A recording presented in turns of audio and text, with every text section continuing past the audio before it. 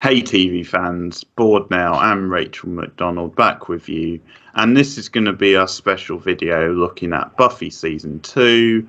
We are working our way through each season with individual videos. We're obviously going to pick apart our sort of highlights, lowlights, favourite episodes, stuff like that. There will be a separate video for our top and bottom episodes of the season as well, and just an overview of the season. So this was a big game-changing season for the show. This was a massive turning point in the Buffyverse, where a certain development with a certain character in the middle of season 2 changed the whole course of things. It's of course also the season where Spike debuts as a villain alongside the lovely Drusilla, and I think they just sort of up the game in general for what a vampire can be in this universe, and the quality of the villains. And then obviously to top it off, like the big dramatic twist with Angel's character, him going to the dark side. And I think that's something which it's such a big thing in the Buffyverse, then you could probably just say then Angel, the show wouldn't have happened without it, because I think a big reason for that show happening is because you suddenly had all this backstory and different things you could do with him. Some thoughts on the season to start off with. I love season 2. It used to be my favorite season of Buffy. Like you said, it's a big game changer. It really starts to build the mythology. You know, obviously when we discussed season 1, it was very much monster of the week. There wasn't really a big arc. I mean, we had a little bit with the Master, but for the most part, it was like that kind of fun 90s monster of the week storylines. Whereas with season 2, we start to get some really meaty storylines, some really good mythology, some really great characterization. I think Spike, Drusilla, and Angel/Angelus really elevate, like you said, elevate the vampire lore and elevate the threat of the vampires, you know, because before this, they were basically just generic monsters. We didn't really have, aside from the Master, we didn't really have vampires with personalities and dynamics and connections and relationships. This is the first time we actually get to see like a vampire family, so to speak, and see how the dynamics work. And I don't know if I've mentioned this, but the very first episode of Buffy that I ever saw was Becoming. So that is like a big way to be introduced to the show. And so that probably explains my enduring love for the Bangel relationship, and also my love for season 2. I also really love, we spoke about when we did season 1, how season 1 has a bit of a more of a horror feel. You know, it does feel a little bit more like cheesy 90s horror. I love that season 2 moves into gothic horror. We definitely get more gothic horror in season 2. A lot of the sets, Drusilla brings a lot of gothic horror, you know, with her persona and her menace, the way she dresses, her aesthetic. And of course, obviously, with Angel turning evil, that definitely brings in a bit of a gothic horror soap opera angle. I think the characters in season 2 are fantastic. We really will get into talking about some of the growth that some of them go through. A couple in particular, which we'll get around to talking to, for me, really impressed this season. We get Jenny Calendar. We get more of Jenny Calendar, and she's a great character. She's a lot of fun. Oz, we get Oz this season, and this season actually has some of my favorite dynamics and relationships in the Buffyverse. So as we talk more about the season, we'll definitely get into that. So I do think, like you said, the season gets off to a bit of a slow start, and I do think that does drag it down a little bit. There are some dud episodes in season 2 that I think sometimes bring down the overall season. But I think season 2, when it's at its best, it is some of the best work in the show, I think. Some of the episodes and the scenarios and the scenes and the dynamics that we get this season are so good. And I think the show really starts to find its stride this season. You know, it really starts to get a foothold on what themes it wants to explore, where it wants to go with Buffy herself as the Slayer, where it wants to go with its other characters. And I think you see a lot of the groundwork being laid in this season. So yeah, I really enjoy this season, and I had a lot of fun rewatching. I have seen Buffy so many times to the point where I can quote entire episodes, but it has been years since I've actually sat down and fully watched it, and I found myself just having so much fun rewatching it this time around. How did you go with the rewatch this Yeah, time? I'm pretty much on the same page. There's some great emotional highs in this season. Obviously, the middle of the season with the stuff with Angelus and the turn and its effects on Buffy. I mean, but yeah, it does get to a point in the middle where it does feel like the show really starts from then on, and it really, starts. We start seeing the maturity in the writing and just it going to a whole new level. Because obviously that big middle two part, like innocent, surprising, and it's such a like standout for the show and for the season. The emotional, poetic sort of end to the season we get, and yeah, like you said, like they just really build very nicely on the characters. Oz feels like a natural fit for the Scoobies. He had something different. I really enjoyed Jenny and Giles, their dynamic, their relationship. Yeah. Obviously, much to unpack with what happens with them, but yeah, it is a very strong season. I'm pretty much on the same page as you. Then it does take a while to get going. Like in general, there are obviously good episodes. Like I obviously really like Spike's debut episode, School Hard, but it does feel like there are some episodes that are a bit left over from season one, and it is a bit inconsistent that way, where it's sort of the highs are very highs, but also the lows are maybe some of the lowest of the whole show storyline and that arc, and the way it like ramps up towards the end of the season, because I think they also do a really good job of keeping him relevant even in episodes where it's not really about him, where he doesn't feature that strongly. I agree, which makes sense because they're obviously keeping that threat alive and like kind of showing that he is still around, healed by death. His little cameo appearance in that is a good example of doing that.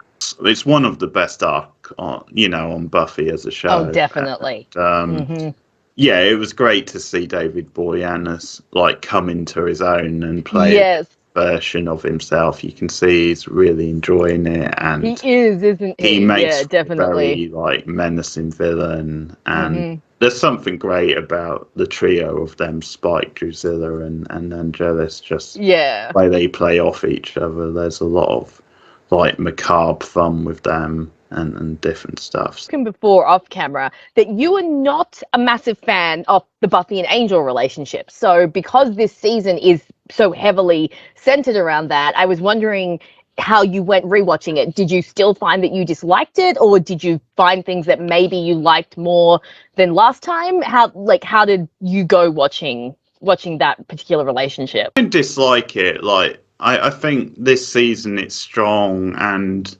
I think obviously the turnaround and the twist of his character and him going evil, I think leads to some great stuff, and and obviously that only reconfirms like the emotional impact of the relationship, but also how complex it is and maybe how doomed it is ultimately. Then even in an ideal scenario where they do bring Angel back at the last minute and get his soul back,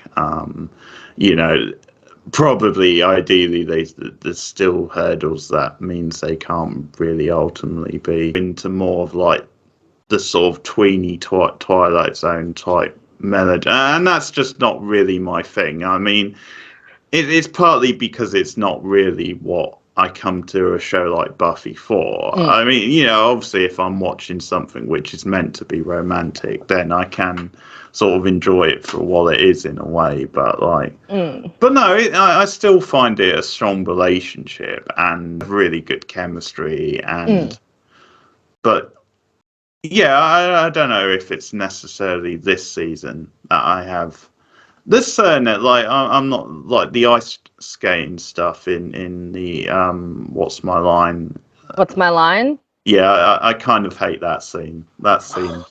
And the music is so cheesy, and I just find the whole him taking her ice skating, and it's just a pretty goofy scene. Like, Oh, but it's so cute. And I tell you And what's quite bad about it is it almost has.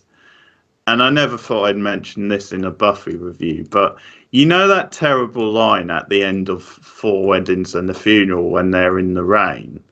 And no, I've never seen it. Oh, okay. I've never Damn seen it, that movie. doesn't work. Well, it's a good movie, but it's probably ruined by the end line. But it's a line when Hugh Grant and Andy Madell are in the rain, and like he gives a speech about something to do with like two people standing in the rain and like me telling you I love you or something.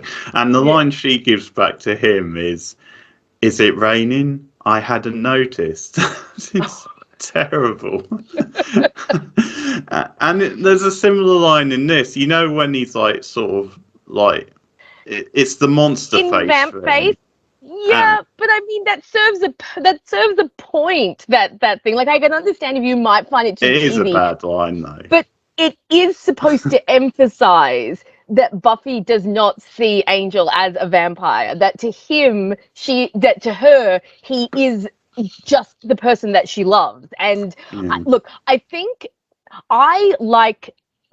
Okay, so the scene where Sarah is actually just skating on the ice by herself and they have that music playing, I do think that's a little cheesy, and I do think that was put in solely so that they could be like, hey, look, Sarah's a figure skater as well. Like, it does seem like they put that in just to show that Sarah, because I'm pretty sure Sarah is actually a figure skater, or did figure skating when she was younger or something. Yeah, so I think they put that part in just to be like, you know, the cast shows off. Like, let's show that Sarah's got some skills other than just being an actress. But I think the lead up to it, and that episode in particular, because that episode is very much emphasizing Buffy feeling different, Buffy feeling left out. You know, they're all talking about careers and their jobs, and obviously because she's the Slayer, she has that whole, well, I'm going to die young thing hanging over my head. And she's talking to Angel, and again, this kind of emphasizes that Angel is kind of her safe space at this point, which of course then becomes so devastating in the second half when he turns. But Angel's the person that she can go to and be vulnerable with. And she talks about wanting to be normal and wanting to have a normal life. And so Angel offering to take her to the skating rink is him trying to give her that. And again, that kind of plays into the theme of Angel, that they can't have a normal life because he's a vampire. So while I do understand, like I said, the actual scenes of Sarah skating, definitely weird and a bit out of place. And I understand why you might find the dialogue in the vamp face cheesy. I think it really does serve a very important point, which is, to Buffy, Angel isn't a monster. Angel isn't a vampire. And again, it will really sets up then when he turns into Angelic. It's a little Beauty and the Beast sort of thing in a way. A little bit like that. Yeah.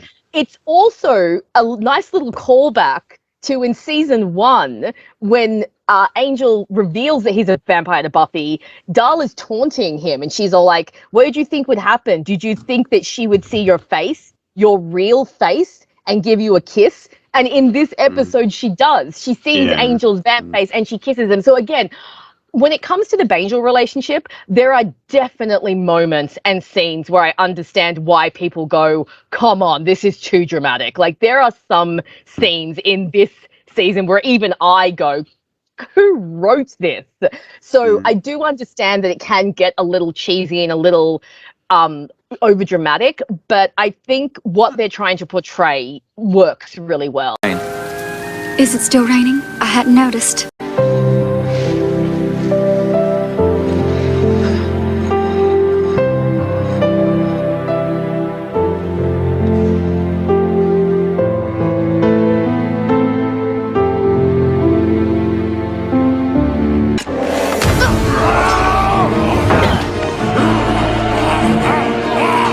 To touch me when I'm like this. Oh.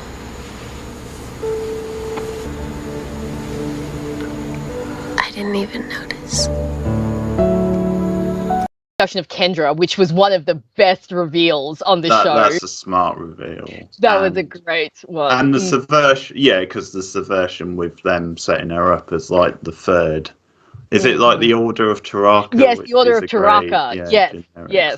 name, and Giles gives it the big sell, and there's some good stuff with them. I enjoyed the bug guy, the stuff with him. Yeah, poor Cordy and Xander, and their first Yeah, we'll have to talk about. We'll talk more about them. But it's a good relationship. I really enjoy Cordy and Xander this season, and there's some good. I like in the episode I think it's part 1. I actually enjoyed the exchange between Xander and Snyder at one point, where like Snyder's trying to run him down, and that comes out of your mouth is like a toxic born waste of space. Waste of space. Yeah.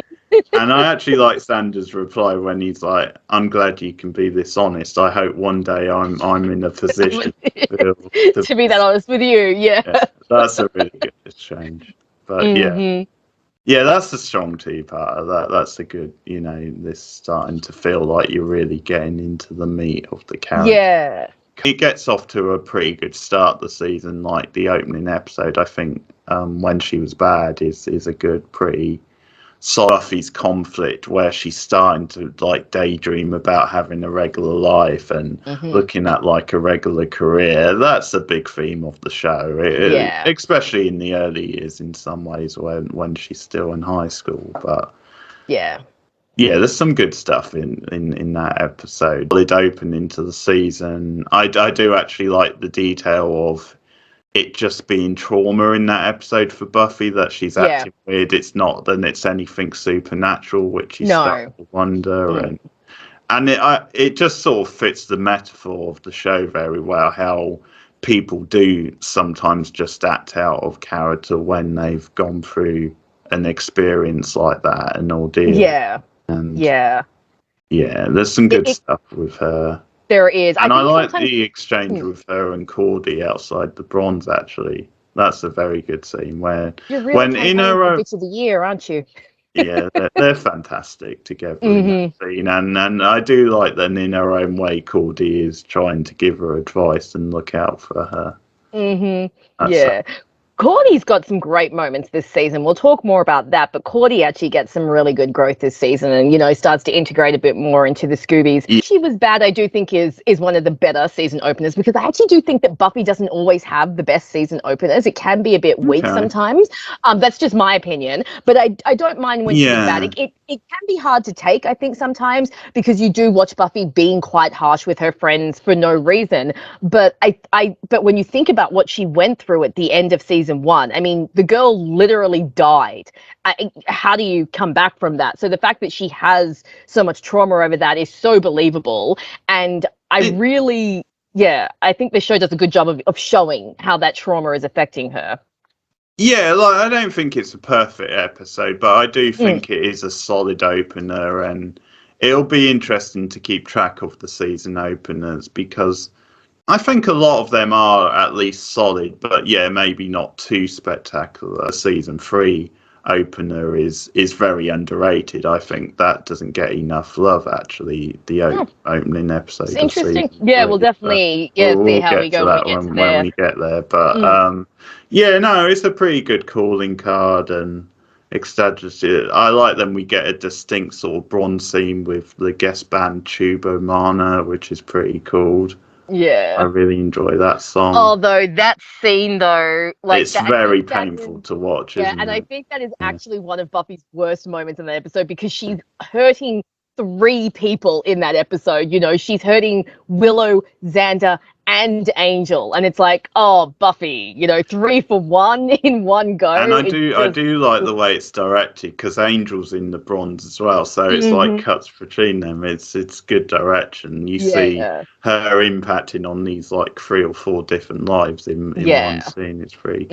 I do actually have a question, because I don't think I asked you this in season 1, but about the bronze as a club, like, how do you see it? Do you see it as somewhere that is a club that's run by the high school, and so it's for high school students, or do you see it as just somewhere where they just happen to let high school students in, on a certain night of the week? Yeah, no, I think because Sunnydale is so small, I think it's just supposed to be one of those places where pretty much anyone can go. And I'm guessing that even though high school students can go there, they obviously won't serve alcohol to them, which we see in season 3 when Anya tries to order a beer at the bar. So yeah, because we actually, in my town, we actually had a club that was similar to that, called Toast, of all things, where basically you could go there if you were in high school, but it was an actual club, but they would let anyone in. So yeah, that's how I see the Bronze, that it really is just one of those small town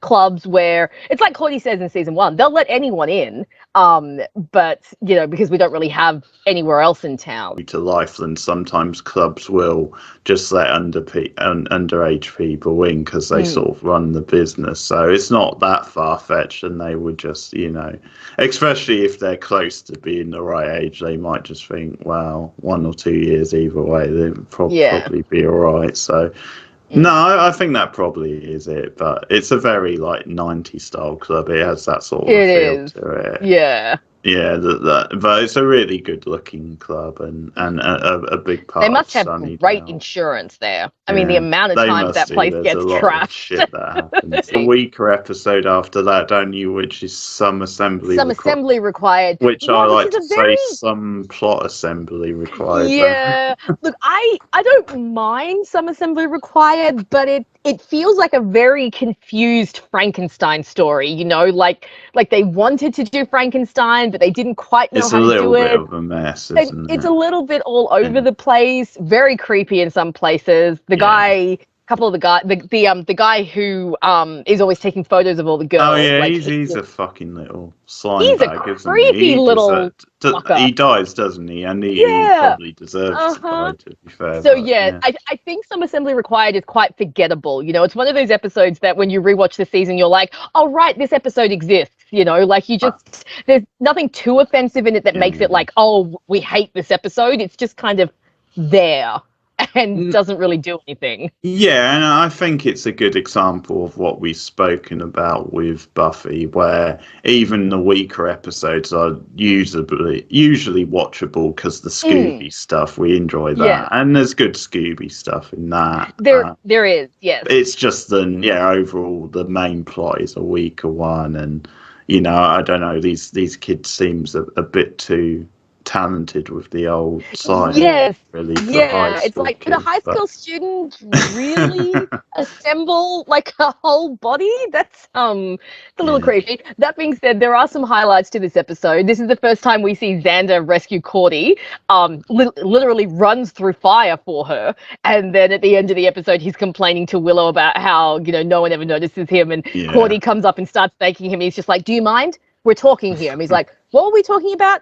No one ever notices us." Right. Why do you think that is? And I think that's the episode where Giles and Jenny sort of have their first date, like unofficial in a way, but that's one of the better scenes.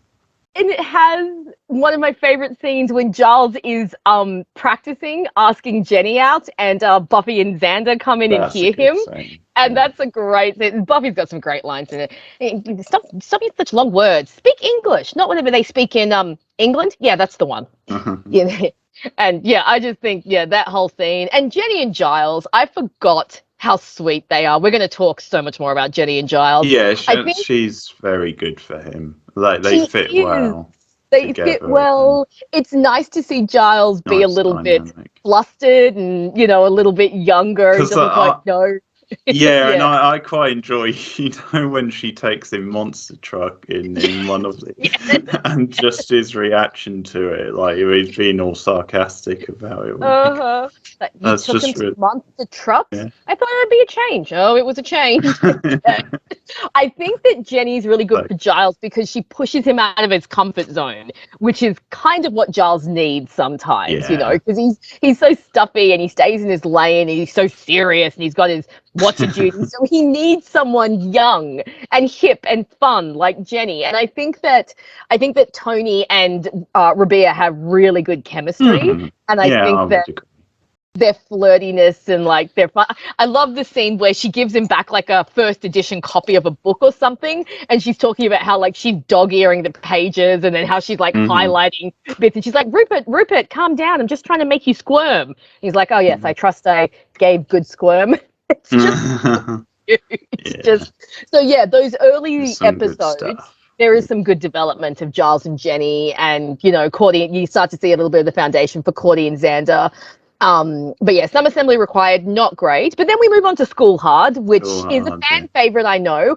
I am not a I don't hate it by any means. I think it's a solid episode. It's just not one of my favorites. Okay. And it's probably got something more to do with the fact that I'm not a Spike stan. I like Spike all well and good, but I find that he takes up so much space in the fandom that I tend to tune out a little bit when he's around. So, but I do like his and Drew's.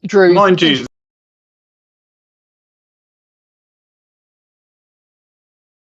this is at a point where that's not really happened. Yes, but unfortunately, having spent 20 years in the Buffy fandom, unfortunately, you carry the fandom with you a little bit sometimes when you're watching the series. So, yeah. But a great introduction. Yeah, very good. And it's worth saying that, like with some of characters in this show, originally it was going to be a much smaller part. And I think he was only going to last this season, but he took off and the fans got into him. And just the introduction, like him crashing through the Sunnydale sign, and I mean that's one of the best entrances ever, and just stumbles out drunk, and he just really some great stuff when he's like monologuing in that episode. I enjoy the line about Woodstock. I was going to talk about that. If every vampire who said they were at the crucifixion was there, it'd be like, what's up? He's like, me, I was at Woodstock. I fed off a flower person. Spent the next 5 hours watching my hand move. Yeah, that one's good. Yeah, no, he's just great, because, I mean, obviously, partly the episode is, like, titled after Die Hard, so the stuff in the school, where he's like, someone's in the ceiling. He just has this great presence to him, and he just takes control. I quite like the scene where he uses, like, the vamp's head to, like, get the fire thing out, or, like, smashes it into... And he's like, start using use your head. Yes. Yeah. And I mean, him and Drew on screen, they're just so hypnotic. I love her sort of music when she first comes on screen. It's just so well done. Juliet Landau is just a revelation as Drusilla. She is brilliant. I could not imagine anyone else playing that part. She just has that kind of eeriness to her, like I think as you go on and you watch the series more, you tend to forget how menacing she and Spike really were when they first turned up. Like, they were really creepy and really scary villains. And obviously School Hard is more around Spike and seeing how badass he is and how terrifying he is. But as the season goes on, we get to see more and more of Drusilla, and she is just terrifying. I love it. There's almost this thing where in some ways she's even scarier than Spike, because she is the more unstable of the two, whereas with him, maybe what you get in, maybe there's a method to his madness, but with her she is like the more unstable and vulnerable, and it's it's once again credit to the show that even though they are villains, you do invest in them as a couple sort of thing. So absolutely. Their relationship chemistry. It is, and it's fantastic, and I just love, because this is the first time you really see that vampires can actually have these kinds of relationships. We didn't really see that in season 1. Like, the fact that when Drusilla walks in, Spike actually changes from vamp face to human face, or how gentle he is with her. And just, they have some of the funniest exchanges in season 2, just because Drew is so crazy and Spike's always trying to, like, appease her. Like, there's that scene where her bird has died and he's just like, the bird's dead, Drew. You left it in a cage and you didn't feed it, and now it's all dead, just like the last one. And then she starts to, like, cry, and he's all like, oh, I'm sorry. I'm a bad, rude man. And I'm like, it's just so good. School Hard, however, has a great moment between Angel and Spike and Xander, which kind of helps to explain why Xander hates Angel. I mean, I know Xander's always hated Angel, but, Angel taking Xander and pretending to be evil and pretending to bite him with really Spike. Good. But then afterwards, Xander's like yelling at him. He's like, well, what would have happened if he bit me? And Angel's like, well, then we would have known he bought it. And I'm like, that's terrible. No wonder Xander hates you. Xander has a line in What's My Line Part 2 that I think perfectly sums up his and Angel's relationship. When Kendra is talking about Angel and Xander's like, hey, Angel's our friend, except I don't like him. And I'm like, that right there, that just... when they're reading the newspaper at the Bronze and they keep talking, and Angel's like behind him. Boy. Xander's slagging him off. Angel, and Angel, he just Angel. Looks back, it's like, yeah. All right. That's right. He's like, Angel, Angel, Angel. Does every conversation we have to center around that freak? Hey, man, how you doing? And then later on, the same scene, they're like, Angel, Buffy, Xander. Xander Harris. More people should love Xander Harris. I know he's problematic at times. He's also a 17-year-old boy. You know, we've got to cut him a little bit of slack. Like, sometimes he's just stupid. But I think a lot of times when he needs to come through, he does come through. That's sort of the important thing. Yeah. Mm-hmm. It almost...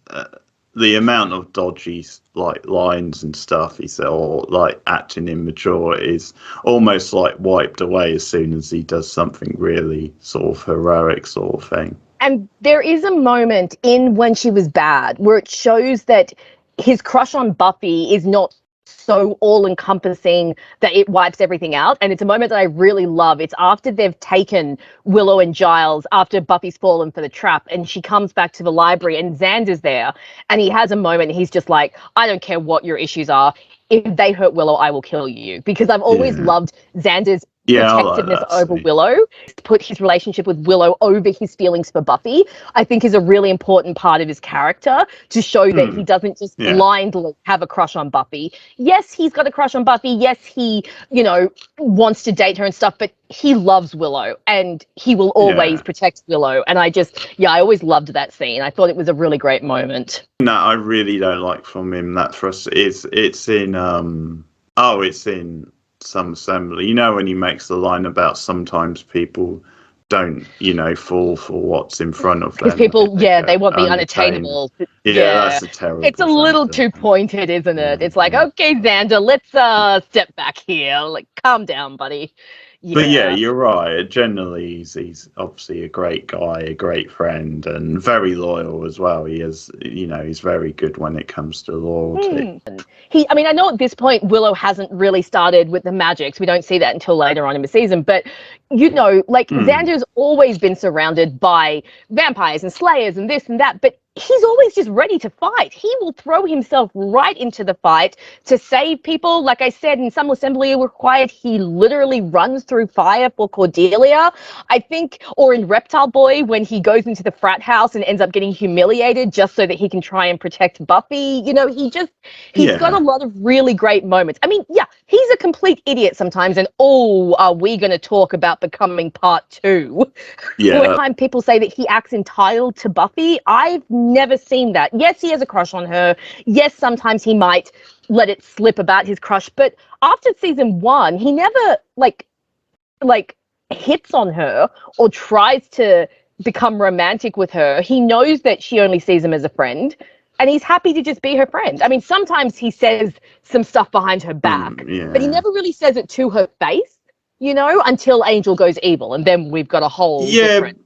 Because one moment I don't really like, and it's in phases, is the scene with him and Buffy where they imply romance, where that just seems to come out of nowhere. And maybe it's just one of those things where sometimes working side by side night you might occasionally have some sexual tension. Maybe that's what they're saying, but and it's not really a critique of Xander, because it's not, he obviously pulls away sort of thing, but it's it's just one of those random sort of scenes that just feels a little bit out of place. Well, what's interesting is there actually are a couple of scenes, more than just that one. There are actually a few moments between Buffy and Xander in season 2 that kind of, when I was watching this time, made me go, maybe it's... I don't think that Buffy has feelings for Xander. No. But I also don't think that especially back then in the 90s, when it was very different, dynamics were very different, and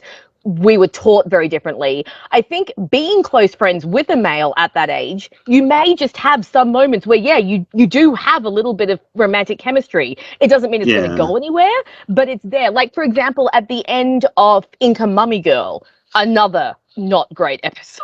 Yeah. I think Inca Mummy Girl is another slightly weaker episode. Definitely. But at the end, when Xander and Buffy are talking about Empata and how she had to give up her life, Xander's like, well, you did it. And Buffy's like, well, I had you to bring me back. And they have a little moment there where they just kind of share a look.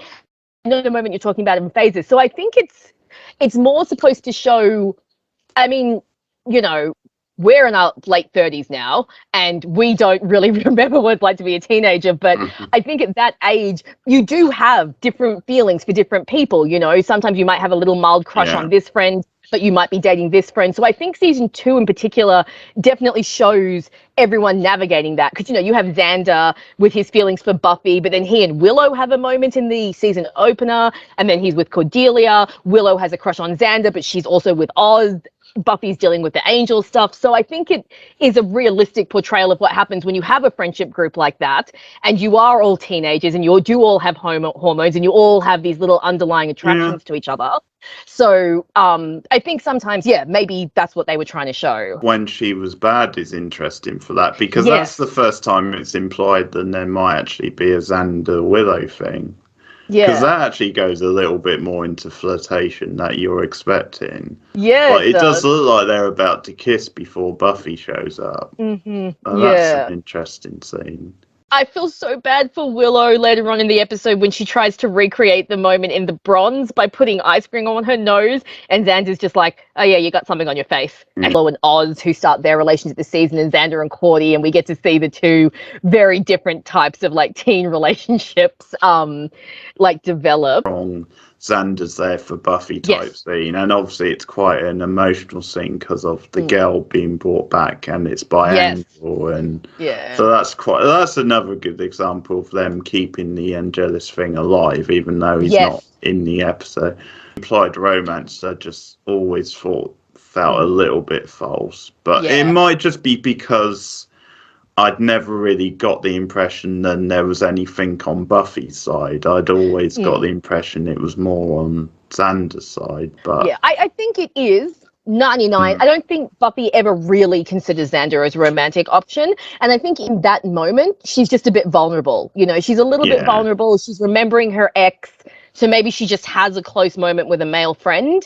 It doesn't go anywhere. It doesn't go any further than that. So I think it's just supposed to show sometimes we get confused, and especially Buffy dealing with what she's dealing with. And sometimes actually for a show to do that is quite brave, because, you know, a lot of times if there is a scene like that and it's implied that there could be something, then they will try and turn it into something later on. It's Ted. I was wondering what you thought of Ted, what you think of John Ritter, one of the big guest appearances of Buffy, maybe the biggest up to that point. Ritter. And I think that John Ritter is great, and I think he does a great job as Ted. I think he's suitably menacing, and he does that kind of Stepford Smiler, like, oh, look, I'm a good guy with my cookies and my mini pizzas, but you know there is something not right there. That being said, I don't think Ted is a very strong episode. I don't think the whole metaphor of, oh, my new step-parent is a monster is particularly subtle. I think that the show has definitely done better and more subtle metaphors. I think the reveal that Ted is a robot went into this weird science fiction area that Buffy doesn't really live in, and kind of stretches the willingness of disbelief. Like, how could Ted in the 50s design a robot that was so believable? I mean, we see the Buffy bot, and the Buffy bot is, so there's that. And I also think this is a very bad episode for Joyce. I actually love Joyce. I think that Joyce is a better mother than most people give her credit for, but Jesus Christ, does she suck ass in this episode. I find her frustrating at times, where I think she is ragging on Buffy a bit too much, but I think she gets better later. I think sort of post finding out she's the Slayer. And there's definitely good moments. I actually like the scenes with them in school hard, and the way actually that pays off, and Joyce where she says, I've got a daughter who can take care of herself in a crisis, and I'm going to sleep easier. And Ted, it's a little bit murky, because they obviously play it as, well, she's being controlled by the cookies, by the drugged cookies. the drug cookies. Yeah, they must have had fun cooking up that plot. But Yeah. yeah, but yeah, it's just this weird sort of thing. Like, I find it, well, I don't find it relatable per se, because I didn't really go through it, but I think it obviously is relatable for a lot of people where their parents are single and they meet a new guy. The episode a bit better than you latched on to like quite early when I was watching the show, and I think since I've watched other episodes, and like there's episodes I like more, but I think because it was one of the ones I watched quite a lot quite early on. Sort of, I took to it, and yeah, it's quite a fun episode, but with a more emotional side. He goes back to school the day after. Yes. There's some great acting there. I like the choice of the dungarees as like a more sort of like downtrodden type attire for her to. And yeah, that felt very authentic. She does a very good job in that scene of underplaying things, and you can just see in her face that she just doesn't want to face the world.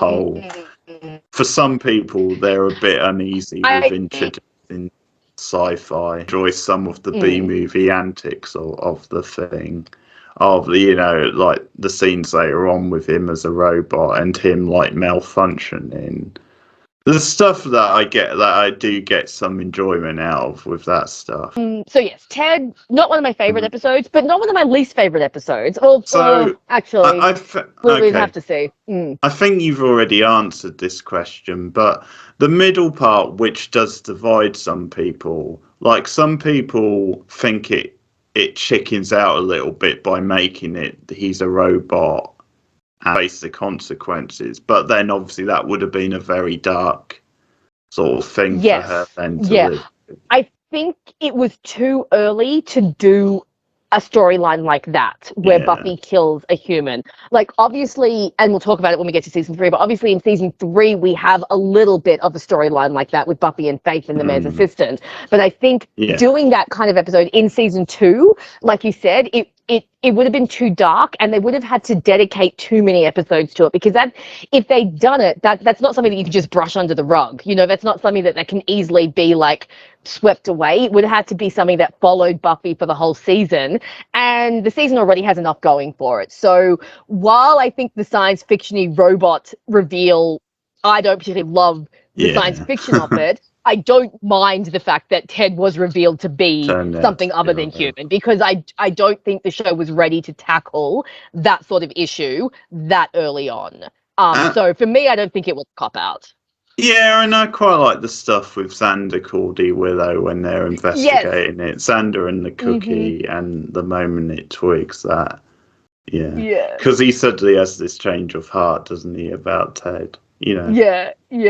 Plus, I do love Xander. His little dance when he's saying to Buffy, he's like, "You're having parental issues. You're having parental issues." What? Freud would have said the same thing, except he wouldn't have done that little dance. Yeah. Also, Willow makes a noise in this episode, which is one of the best noises I have ever heard. And I don't know how you could ever recreate it, when Ted is talking about how he can get her some sort of like really big Uber like computer thing, and she makes this like... Oh, yeah, I know the one. If you can snap a clip off it and do so, because every time I watch that episode, I'm like, how did Allison physically make that noise? I do love John Ritter, and I think John Ritter, rest in peace, was fantastic in that episode. And like I said, he really does the Stepford smiler right. Like, you're just like, there's something not right with this guy. There's something off here. Makes for a good villain, and I think it's partly that thing of him.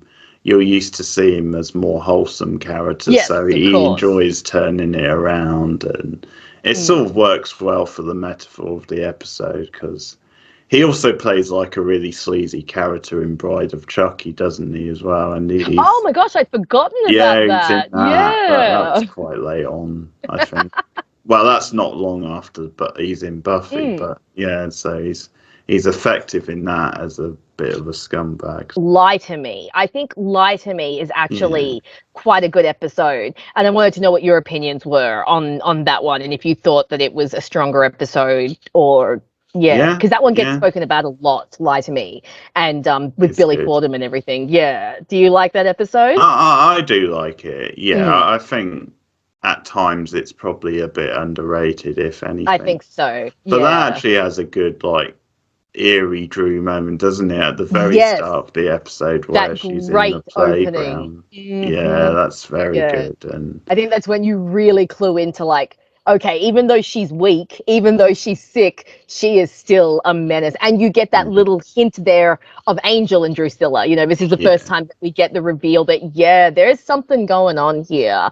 And so I think that's a great thing. I think we also get some great Angel, Willow, and Xander scenes when they go to the Vampire Club. The Vampire Club is just brilliant. That's good. That's a good, mythology type thing, isn't it? And makes a lot of sense. And just the whole look of it is just so industrial and everything. Yeah.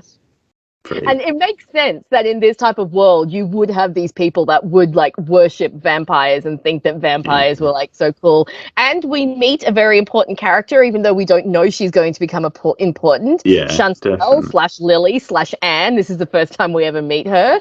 So I think that's great. There's also a moment I love in the club between Angel, Willow, and Xander, where Angel's going on about how stupid everyone is. And he's all these people don't know anything about vampires, how they live, how they are, how they dress. And then that guy walks past Angel and he's wearing the exact same outfit. He starts to delve into the themes of Buffy overall and, Buffy's struggle with determining the morally grey areas in her life. You have that beautiful speech at the end from Giles, where, he's like, do you want me to tell you the truth? And she's like, lie to me. And, yes, it's all very simple. And I think it's a great episode. I love Ford and Spike because I think they're just fun when Ford comes to Spike and the way Ford monologues in that scene, it is almost like a character out of Scream a little bit. I know. Yeah. You've got to say it once. Everyone gets to say it once. He's just oh, for God's sake, fine. You've got 5 minutes to convince me not to kill you. Spike's just not having any of it. And I also love, just Spike ragging on, is there anyone on security around here? Just anyone can walk in off the street. And doesn't he make a gag about him looking like a delivery guy or something? Yes. He's like, did we finally get someone who delivers? Oh, for God's sake. Can I eat him yet, love? And Drew's just no. But and I think Ford's quite an interesting character, and I would like to know how he found out Buffy's the Slayer. They never really explain that, but it's not a deal breaker for me. It's more just a little annoyance, kind of how did you find out? Huh? Anyone? Yeah. Oh, also, I don't like that Buffy says I love you to Angel in this episode. I think it's way too early, and I don't like the circumstances. I mean, I understand why that scene plays out the way it does. When she asks Angel about Drusilla, Angel is about to pretty much admit to Buffy the worst thing he ever did as a vampire, and she's never really heard about what he's done as a vampire. She just knows that he was evil. So I think him asking her, do you love me, is he needs that reassurance that after he tells her. But for me, it just didn't work. It was because I think the I love you would have worked better in surprise. When Angel says I love you to her and then they sleep together, I think it would have worked better if she dropped it then. I think dropping it and Lie to Me feels, a little too early. But again, I do understand where it's coming from. But overall, I think Lie to Me is a little gem that's kind of buried in the weaker episodes of early season 2. Well, yeah, because it's also a darker episode than you would expect because of the whole cancer thing with Ford as well. That's an interesting detail, and I think that's a great example, just showing why Buffy's such a credible hero, so likable, because she does sort of draw that line where it's a great speech because she makes it clear, I'm sorry, I have sympathy for you, but that still doesn't mean what you're doing can be justified. And I think that just that sums up Buffy's moral compass right there, really. I think she just sort of nails it. So, yeah.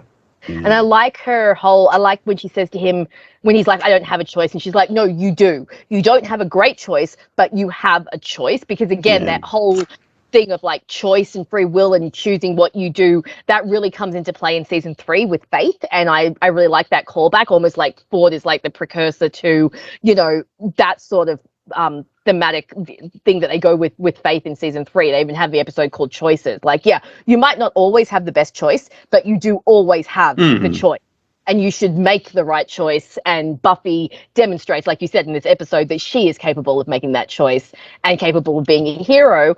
And it maybe just shows that maybe Ford is not evil, he's just weak, and there are weak people in the world who do things when they're desperate.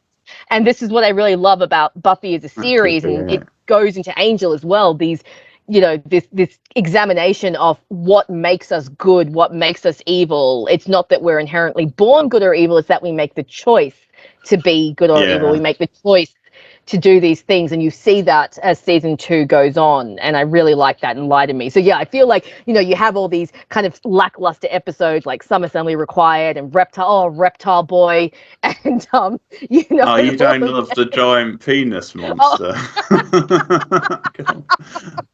The big snake. Oh dear, that's a great. It has its moments, but yeah, it is not the best episode. Probably the opening might be the highlight. You know, them watching the Indian video. That's really cute. Yes, but... I do love that. Guys? Yeah, no.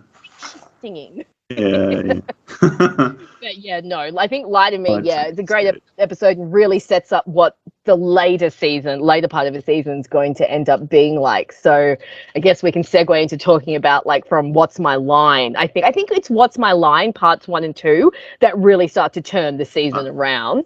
And then you've got Surprise and Innocence, which... Yeah, and I like the way the stakes start to rise, you know, once you get to that middle part, and just so how well done everything is from like Surprise to Innocence. It's a really great double. I really like the dream sequence at the start of that episode. Oh, me too. It's beautiful. That's such a great opening. Willow and the French monkey is a highlight. And yeah, no, it's just a very well done episode where they do. But I think also just going back to What's My Line is... I think that sort of like leads into some big stuff in Surprise and Innocence because of Drew being out of commission. And this whole thing about Spike trying to get her back to full capacity. And it just sells what a threat Drew is, and it just adds stakes to that whole storyline. So, yeah, I'm guessing maybe it's at that point where they originally were considering killing Spike off, because possibly it just seems like there's a gap of a few episodes when they're not in it, and then they sort of come back maybe. But I do love that final shot in What's My Line. I mean, the effects are a little bit dodgy because it was 1997, but when you see Drusilla at full strength and she just picks Spike up and carries him out of the church, I think that's just such a great setup that Drusilla is now going to become the threat. And I do love that fun kind of parallel that originally she's the injured one with Spike taking care of her, and then in the second half he's the injured one with her taking care of him.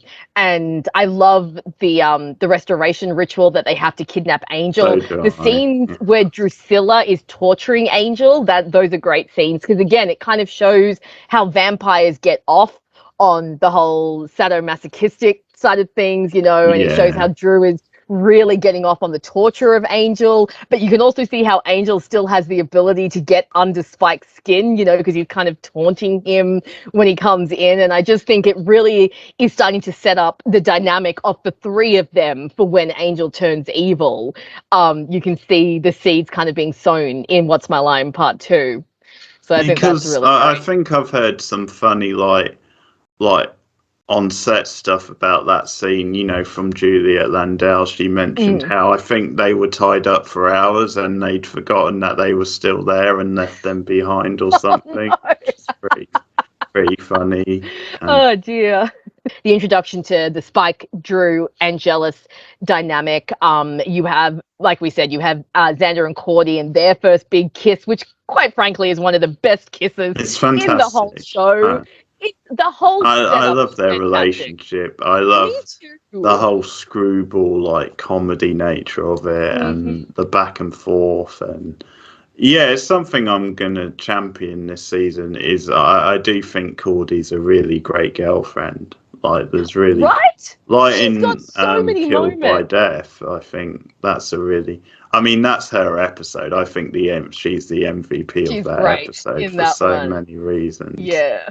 Yeah, some of But the best lines. Yeah, and I really like how season 3 it does. It shows Cordy slowly becoming more integrated with the Scoobies. And if you watch a lot of her scenes, you will see that a lot of her scenes, she is actually with Xander. She's often standing with him or talking with him, or he's rescuing her. So I think when they do eventually kiss, it feels kind of like, oh, yeah, of course.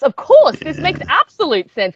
And I'm pretty sure Joss said that that's how the relationship came about. Like they were just writing these two characters, and one day they just went, oh, hang on. These guys like each other. We need to put them together. And so I think you get that. Plus you also get the proper first introduction of Willow and Oz, and they're adorable, when they both get chosen to meet with the CIA creepy looking dudes. They're a little bit dodgy.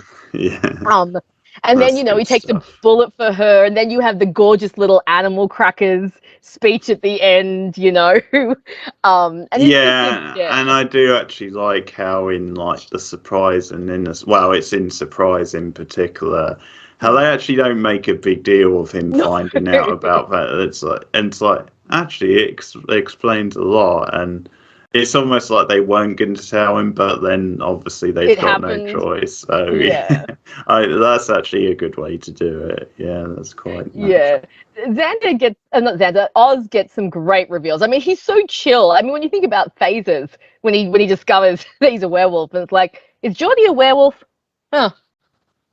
Surprise episode. There's quite a nice version in that with Jenny where it actually makes it look like she's setting Buffy up for something, because it's at the stage of the episode where they've revealed that she's from the gypsy family, and she's had the conversation with her uncle, I think it is, and but yeah, then it actually turns out to be she's setting her up for the surprise parties. So that's really good. That's clever writing. Yeah, and the reveal of Jenny being part of the Romani clan, I think, was a really good reveal. I think it really added a lot to her character and kind of, added this new dynamic to the group of like, oh my God, so Jenny's known this whole time. And I think Surprise is just such a great episode in general. Like you said, the dream sequence is great. I love the parallels drawn between Buffy and Drusilla, and the fact that Buffy keeps dreaming about Drusilla killing Angel, but she's killing Angel while she looks like Buffy. So it's like, that kind of almost setting up the fact that Buffy will metaphorically kill Angel. And I just think it's such a great setup. The fact that they both have their parties going on. It's really interesting because it's something the show does really well.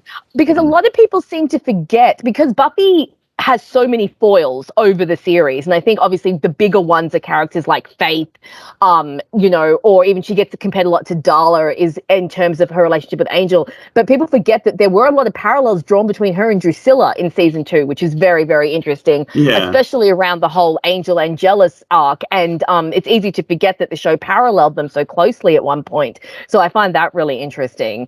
And I think the Judge as a concept is maybe not the strongest villain, but the episodes aren't really about him. They're more about, what's happening. But I don't know, the Judge for me, he's just kind of the MacGuffin of the episode. The Drusilla, do it again, when he abbreviates. It's that Weasley looking vampire. Yes, Dalton, his name is. Oh, I didn't even know he had a name, Dalton. Okay. Yeah, because he's in a few episodes. He's quite a cool little character. Yeah, because I like in this episode, Buffy makes the comments like, every time I see you, you're trying to steal something. Because he is. And I also love when Drew's threatening to poke his eyes out. That's good. And she's crushed his glasses, and she just kind of picks him up, puts him back on his face, and she's like, okay, up you go. Juliet Landau is just so much fun. She's really great. Yeah. And then, of course, you have the climax, and oh my God, watching Innocence this time around, just the sympathy for Buffy, just oh my God, that It's poor so girl. beautiful, so well done. And so heartbreaking. Yeah. Everything about Innocence is so heartbreaking for her. First of all, the fact that she wakes up alone, like that's got to be horrible. Waking up alone after losing your virginity. Then that horrible run-in she has with Angel at his apartment when he's turned, Yeah. but she doesn't know.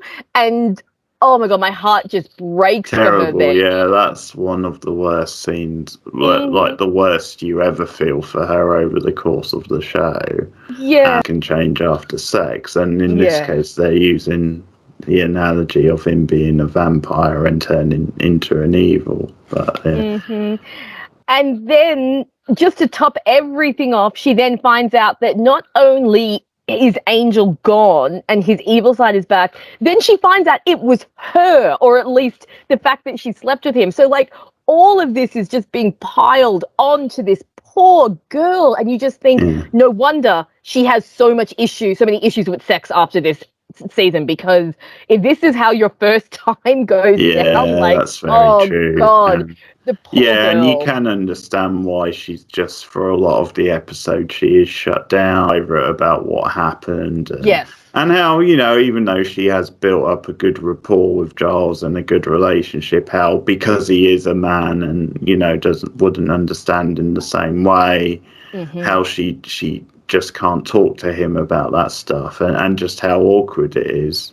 And I do like how Willow picks up on it and kind of is sensitive to it. So Willow is awesome in this season. We actually haven't talked much about her, but I'll just take a quick segue to say that I think I mentioned when we started that there were a couple of characters that I thought are really fantastic in this season. I think Willow really starts to come into her own this season. You see her start to stand up to people more. You see her take charge more. You see her being there for Buffy in a really, really strong friendship way. She's got some great episodes where she calls out people for like their behavior, like in Reptile Boy. She yells at Giles, for overtraining, and then she turns to Angel and it's like, you're going to live forever. You don't even have time for a cup of coffee. And I just think that, and then she's got another moment where she like screams at Cordy and Xander, and she's like, and if you two aren't going to help me, get the hell out of my library. And, I just think that... her going into teacher mode is a really good side of her character. Yeah. Like how excited she is later in the season when she starts taking his class. And of course, Willow has her own little heartbreak in this episode in Surprise and Innocence when she finds Xander and Cordelia kissing. And that's the moment where... Well, let's talk about that, because I think for me, I love Willow. She is my favourite character of the show, of the Buffyverse probably, and I agree that she is fantastic in this season. A lot of good comedy, a lot of good character growth for her.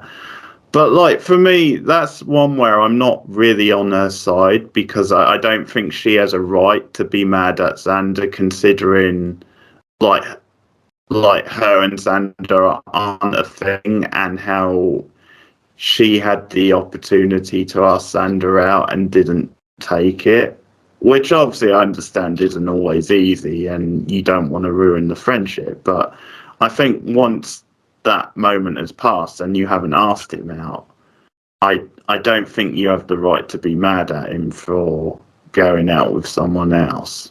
So I mean, I get what you're saying, but I feel so bad for Willow in that instance. Because I think there's this one line that she has that I think really sums up how she's feeling, and that's when she says, when Xander's all like, it was just a kiss, it doesn't mean anything. She says, no, it just means you would rather be with someone you hate than be with me. And I think it's that feeling of, because I think the reason that Willow's never really made a move on Xander, I mean, aside from the fact that she's incredibly shy, is because he's never, ever given her any indication that he sees her that way. He's always made it really clear that she is just a friend to him. So now she's seeing that, is he going to look at every girl in the world before he looks at me? Is he going to look at someone who has tortured both of us since we were in kindergarten before he looks at me? So while I don't think she has a right, so to speak, to be mad at Xander. Yeah. I definitely understand her heartbreak in that episode of finding out that this guy that she's liked for so long has literally chosen their enemy over her. This episode really shows how amazing Oz is. I really like the scene where she asks Oz, "Do you want to make out with me?" Yeah, that's a great scene. And, he's like, sometimes I think about kissing you and everything stops. It's like freeze frame, Willow kisses. And she's like, and he's just like, oh no, I'm not going to kiss you now. And she's like, what? But freeze frame. And I really love how he's like, look, I don't want to settle the score. I don't want you to use me to get back at Xander. And I just thought that's such a great scene. And I love that you see Willow just looking at him like, wow, this guy really is. Yeah, that's a beautiful scene. And it sort of shows that he isn't just a typical shallow guy. Exactly. If he was, he just would have taken the chance and got the kiss. And, so it shows he actually wants to do it in the right way. And he actually cares about his army base and the Xander Cordy stuff, the Nonian line, Oh, I love that.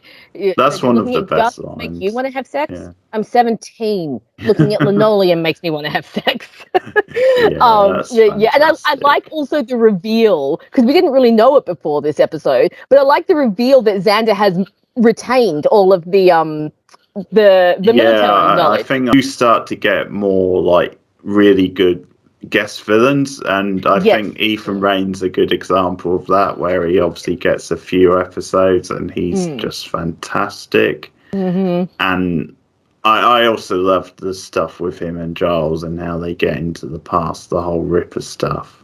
And it sort of lets like Anthony Stewart Head flex his muscles a bit more as well, where he actually gets to play a more darker, sinister side. Yeah, so. Plus he's like really hot when he's Ripper, so he really is, yeah. Yeah, he is. He gets really sexy when he goes into Ripper mode. But yeah, there's just Ethan Rayne, great character. Obviously, we've talked about Halloween previously, and the Dark Age. Well, again, I don't think the Dark Age is the strongest. That's a weaker episode. One, but yeah, it's actually quite a big episode it comes to mythology. Yes. Yeah. And again, it's another episode where Willow proves that like she's really to take control, because it's her idea in the end to get the demon to jump into Angel's body. She's the one that realizes, hey, Angel's already got a demon inside of him. Let's get the two demons fighting. So again, it's another example of like Willow coming into her own and showing the smarts and showing the leadership qualities that she'll start to take on as the series go on. So yeah, another great episode for her. But I think the Surprise and Innocence arc, those two episodes are just so good, like just so good together, so good as a two-parter, so much emotion. We also get a great set piece at the end with the mall. I really like, the big good explosion and the almost slow motion kind of Die Hard diving away. It's from very the well done. Judge. And I actually love them like picking up pieces of him later on, because obviously they don't want him to like reassemble. That's sort of all good. Just being like arm. And I also love the scene between Buffy and Angel where she fights him and he's all like, you're not ready, you can't do it yet. So she just kicks him in the nuts. I think that's a good response to have. I'm on board with that. His masculinity until he can do more, Exactly. And then I really, really love that scene with Buffy and Giles when he drops her off. That is one of their, they get some great scenes this season as well, Buffy and Giles. You really start to see that father-daughter bond start to grow.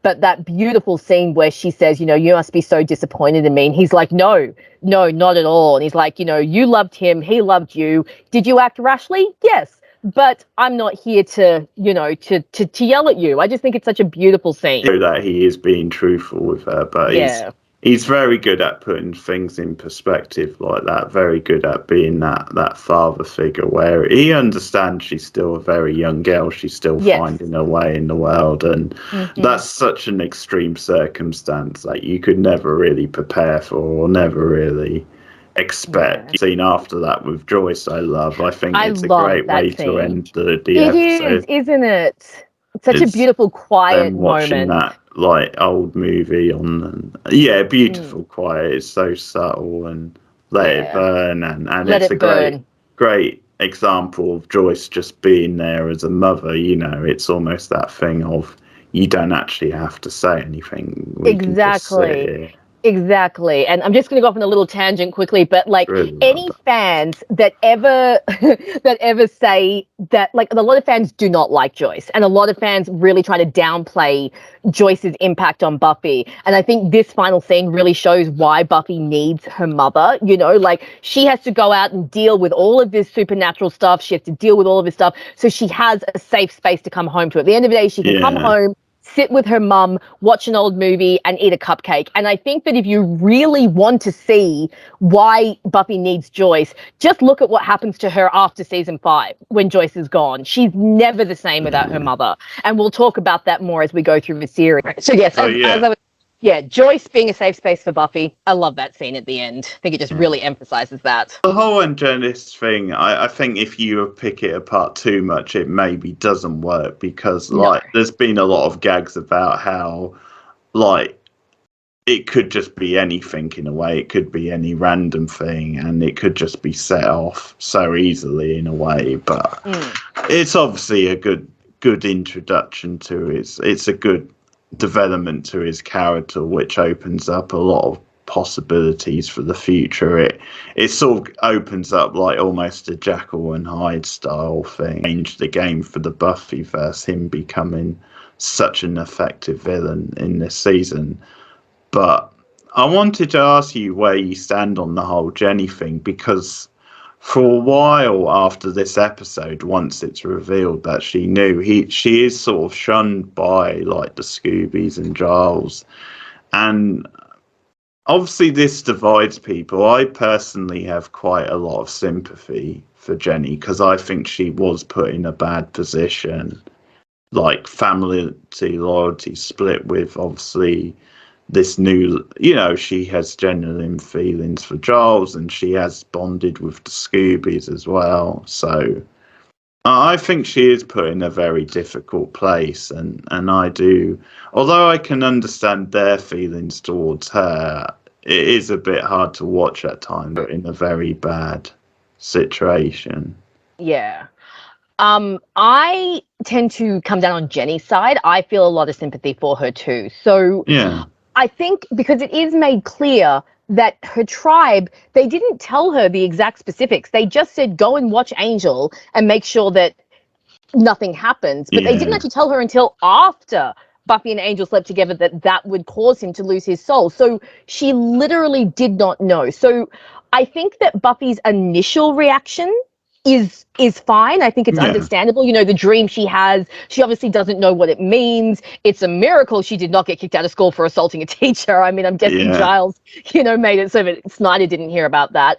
But I do think that them shunning her after for so long is a bit harsh. I think that's a bit harsh. Yeah. I think it's a bit harsh, but I also kind of understand because Buffy has so much guilt regarding what happened with Angel. Like, she genuinely believes that it is all her fault. So I do think that part of it is her pushing that guilt onto Jenny and trying to alleviate herself of some of the guilt and the hate.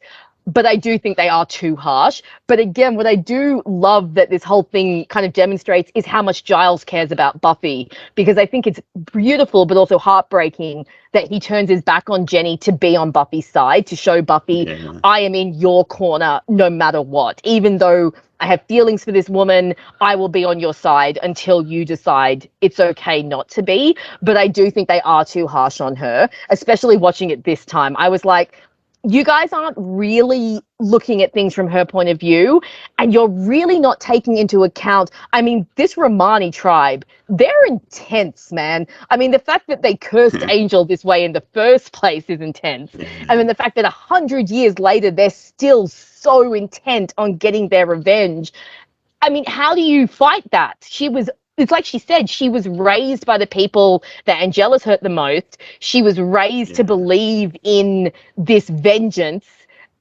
How do you, I mean, she didn't know what was going to happen. So yeah, I'm more on Jenny's side. I do feel a lot of sympathy for her. So while I understand Buffy's point of view, I think maybe a little understanding, maybe a little forgiveness could have benefited them a bit. Angel murders her uncle, and no one really shows her much sympathy after that. Like it's more seen as like a strike against Buffy.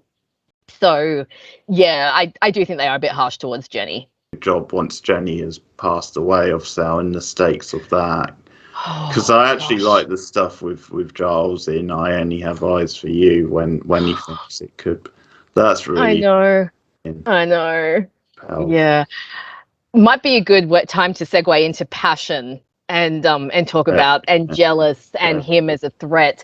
Obviously we've talked a bit about how this gave David the opportunity to really like kind of flex his acting muscles and show how, like, I forget how menacing Angelus is in season 2 of Buffy, because I usually watch Angel and he's not as menacing when you see him in Angel, but in season 2 of Buffy he is terrifying, and I think that he is just so scary. And Passion, I think, is such a great episode. Yeah, and I just really like Passion. it is one of the standout episodes, possibly off the series. The voiceover, which I don't always like voiceovers, but I think the voiceover from Angelus actually works really well. I think the score is really good. And I love that. Yeah, him on and that scene in the Bronze is very sinister, isn't it? Where it's just him sort of stalking them from a distance and Yep. lurking in the shadows. Look, and I think that there's this constant feeling in this episode of him watching them, and I love that. You know, it's like you said, this season does a very good job of showing that he's always there. The threat's always there, even if he's not the main part of the episode, he's always lurking. And I think that Passion really emphasizes that way, that he is really honing in on the Scoobies and in on Buffy, and really gets that down. Pure evil. He is almost like the complete opposite of Angel. So yes. And yeah, that was always going to be the only way they could have done it, with him being such an effective villain, and then the emotional stress that puts on Buffy. But yeah, just little touches, like just, you know, him actually getting off on seeing their reaction, you know, when they find out the news about Jenny. That is just so... He's horrifying. And oh my God, Giles. Oh, Giles, what he does to Giles in this episode. In like post season 2, there are some fans in the Angel community who think that Giles is too hard with Angel, and I'm just like, no, man, no. Giles can hate Angel until his dying day, because I think obviously the most damage is done to Buffy because of the emotional impact of her boyfriend. You know, he wears her boyfriend's face, but I think Angelus actually does more to Giles than he does to any of the other Scoobies. And I mean, that scene where Giles comes home and there's the rose on the front door and the opera's playing and the candle. Yeah, that is so pure evil, so that twisted. Is so isn't it? Just twisted. The knife in and just making him think it's her. And I know. And yeah, it's devastating to watch. It is. Because you have that dread, you know what Giles is walking into. And, you know, you have that beautiful scene earlier in the season, in the episode, where they'd had a moment, Giles and Jenny, and, you know, she admitted that she was in love with him, and he said, yeah, you can come by my house. And then, oh my God, I think that scene of Jenny in the bed and the candles and the roses, I think more than anything else, that just really shows how fucking evil Angelus is. You know, like, this dude, there's a reason he was like the scourge. There's a level of evil, it's not just enough to kill people and, you know, cause that sort of stress and upheaval. He actually has to draw it out and play with them, which is just next level in a way. He is just a pure psychopath. And I don't know, because you watched Buffy later, didn't you? You didn't watch it when it was really airing. No, I didn't.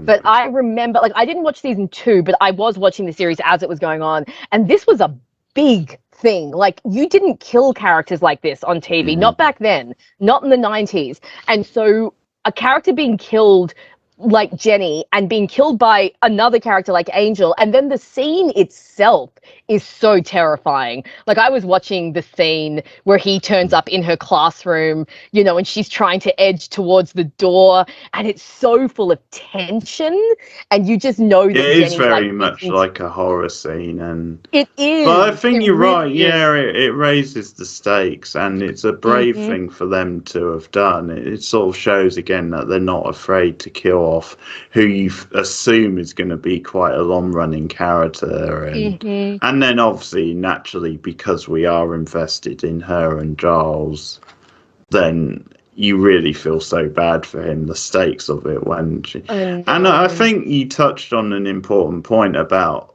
the lasting impact, because at the end of the day, once Angelus has done this, there's sort of no going back from it.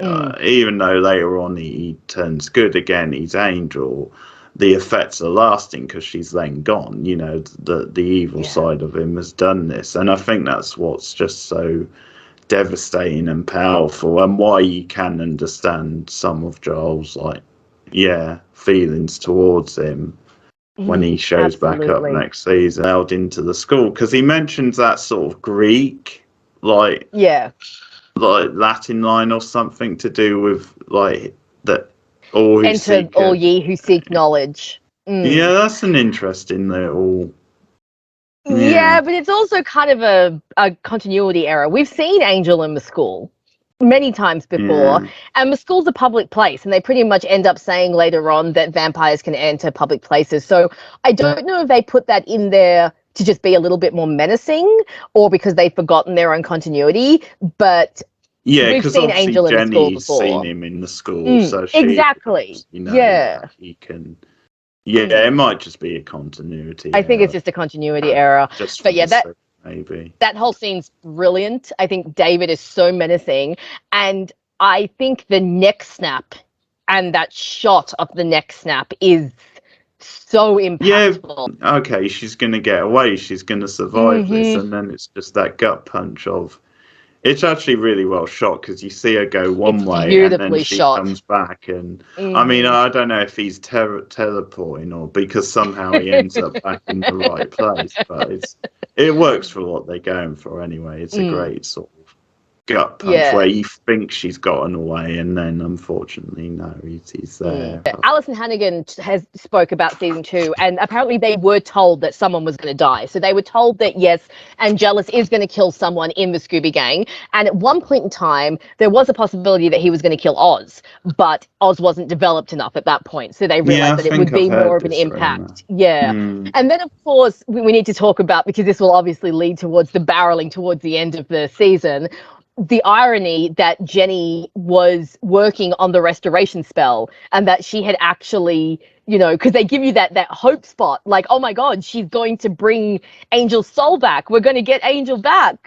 And then, because this is the most 90s of 90s TV shows, the secret to Angel's soul is on a yellow floppy disk. Beautiful. Isn't that just beautiful? So good. I do actually. I do have a funny little just to bring a lighter touch to Passion. But one of the sort of funnier things about it is this idea of what a great drawer Angelus is, because he seems to always do these perfect portraits of people's faces. So maybe always hundreds of years on the earth, he's actually developed. He did like classes back in. Maybe we can retcon it like that. You know, he's had plenty of time to learn this stuff, so maybe that's how he does it. But I have to say, they do put some fun into this episode. There are some funny scenes. There are some darkly funny scenes. I absolutely love Angelus waiting for Joyce, and then when she spills the oranges and he starts picking up the oranges and he like throws one like past her and he's like being really clumsy and stuff. Also Drusilla with the puppy. When she brings the puppy for Spike and she's trying to like, Miss Sunshine. He's like, and I've named her Sunshine. And she's like, open up for mummy. And Spike's like, nah, I'm not dealing with you. So you do have, like, obviously Buffy is very good at this, you know, balancing the humor and the sadness, but Passion is just such a gut punch. But it has another great Giles and Buffy scene one of my favorite Giles and Buffy scenes. You know, after Giles goes to try and get revenge on Angel, first you've got that great moment for Angelus when Buffy's beating him up and he's like, what, are you just going to let your old man burn? And then she looks down and she sees Giles on the ground. And then I just love as she's dragging him out of the warehouse and he pushes her and he's like, why did you come here? This wasn't your fight. And she's like, do you think I could do this without you? And you just have that beautiful, just such a gut, so but so beautiful. So and beautiful. Again, emphasizes that father-daughter bond between them. And then that beautiful theme, Jenny's theme, which apparently Ed Sheeran sampled in one of his songs. I'll have to find that. That's very random. Yeah, it is. But yeah, that's something else I was going to comment is the step up of music in this season, and just Christoph Beck coming on board as a composer, and just characters having their own themes that you associate with them is very. It's a nice touch. It adds just a little bit more personality. Remembering Jenny, it's called. I love it. But my favorite theme from season 2, and I don't care if you're a Bangel shipper or not, you can't not love Close Your Eyes, which is just it's great. It's brilliant. Beautiful. It's so absolutely beautiful. So yeah, the score in this season definitely, it's fantastic, and so many great music moments and just moments where that underlying score just helps to elevate the scene. Redemptive sort of thing in her death, and that's really good continuity. Then they bring that back because you sort of feel it is sort of gone and it's a bit of a missed opportunity, but the fact that the good old 90s floppy disk is still kicking about. I think they should fire the cleaners at Sunnydale High because that disc was there for quite a while. They're getting a bit sloppy on the they're old sleeping on the cleaner. job, man. Episodes I wanted to ask your opinion on, because there are 3 that I find quite underrated gems from this season that I really love. So the first one is Bewitched, Bothered, and Bewildered. What's your opinion on that episode? I love it. I think it's a perfect episode. It's one of those rare ones where I wouldn't change anything about it. It's just so funny and entertaining, the conceit of it and how far they go with the premise. There's some good like drama in it as well, but just such gems, the girls, the way they act around. So I think Jenny acting all flirty with him is Jenny's hilarious. She's so funny. She just gets so dominating and really puts it out there than he wants to be with a more mature older woman sort of thing. Just the way it piles off, and just some great Cordy and Xander moments. Absolutely. It's just a perfectly written episode. I wouldn't change anything about it. I even like the way they incorporate the villains into it, and the way it's almost like Drusilla. It's almost like their version of Valentine's Day is the opposite to like humans, which I absolutely love. And just the fact that they're worked into it, but it just doesn't actually break the story. It just sort of adds to it very nicely, and it's a fantastic Cordy moment at the end. Her standing up to Harmony. That is so good. It's like, I'll date whoever I want to date, no matter how lame he is. You see Xander's like, okay. There's a compliment in there somewhere. No, because I love Bewitched, Bothered, and Bewildered. It's been one of my favorite season 2 episodes for years and years. I think the fandom's a bit harsh on Xander when it comes to this episode, because I think this episode, it's such an important step for Cordy and Xander and their relationship. And you just think this poor guy, he's gone out, he's bought this present, he wants to try and go steady, and she gets dumped on Valentine's Day right after giving Cordy this big epic speech. But then the episode is so brilliant because it also makes you feel bad for Cordy, because there is this moment that I absolutely love when Xander asks her for the necklace back. And it's revealed that she's wearing it. And I just think that is so beautiful. It just shows that even though she's broken up with him because it's high school and we all care about, who we're with in high school and stuff like that, she does genuinely like him. And yeah, all the girls and their reactions to Xander, although I do feel sorry for Xander in the moment when Buffy starts to hit on him before he realizes the spell, because he thinks it's genuine and he's like actually getting excited, and then the realization that, oh no, it's just the spell. Also, Joyce hitting on Xander is hilarious. Yeah. Plus, you get another great line from Cordy when she's all like, "And keep your mum-aged mitts off my boyfriend, former." And then, that's very good. Yeah. And then, of course, Drusilla and her whole, "How do you feel about eternal life?" And Xander's just like, "Couldn't we just start with a coffee, please?" Okay, cool. So Bewitched, Bothered, and Bewildered. Very good. Yeah. And every time, when the spells first were, and he's walking down the hall. And that's so funny. The first time, so that good. kills me every time.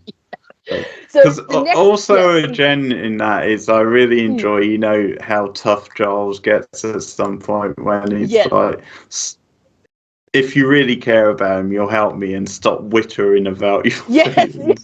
And he's like, he's now, so Jenny. like harsh about Jenny?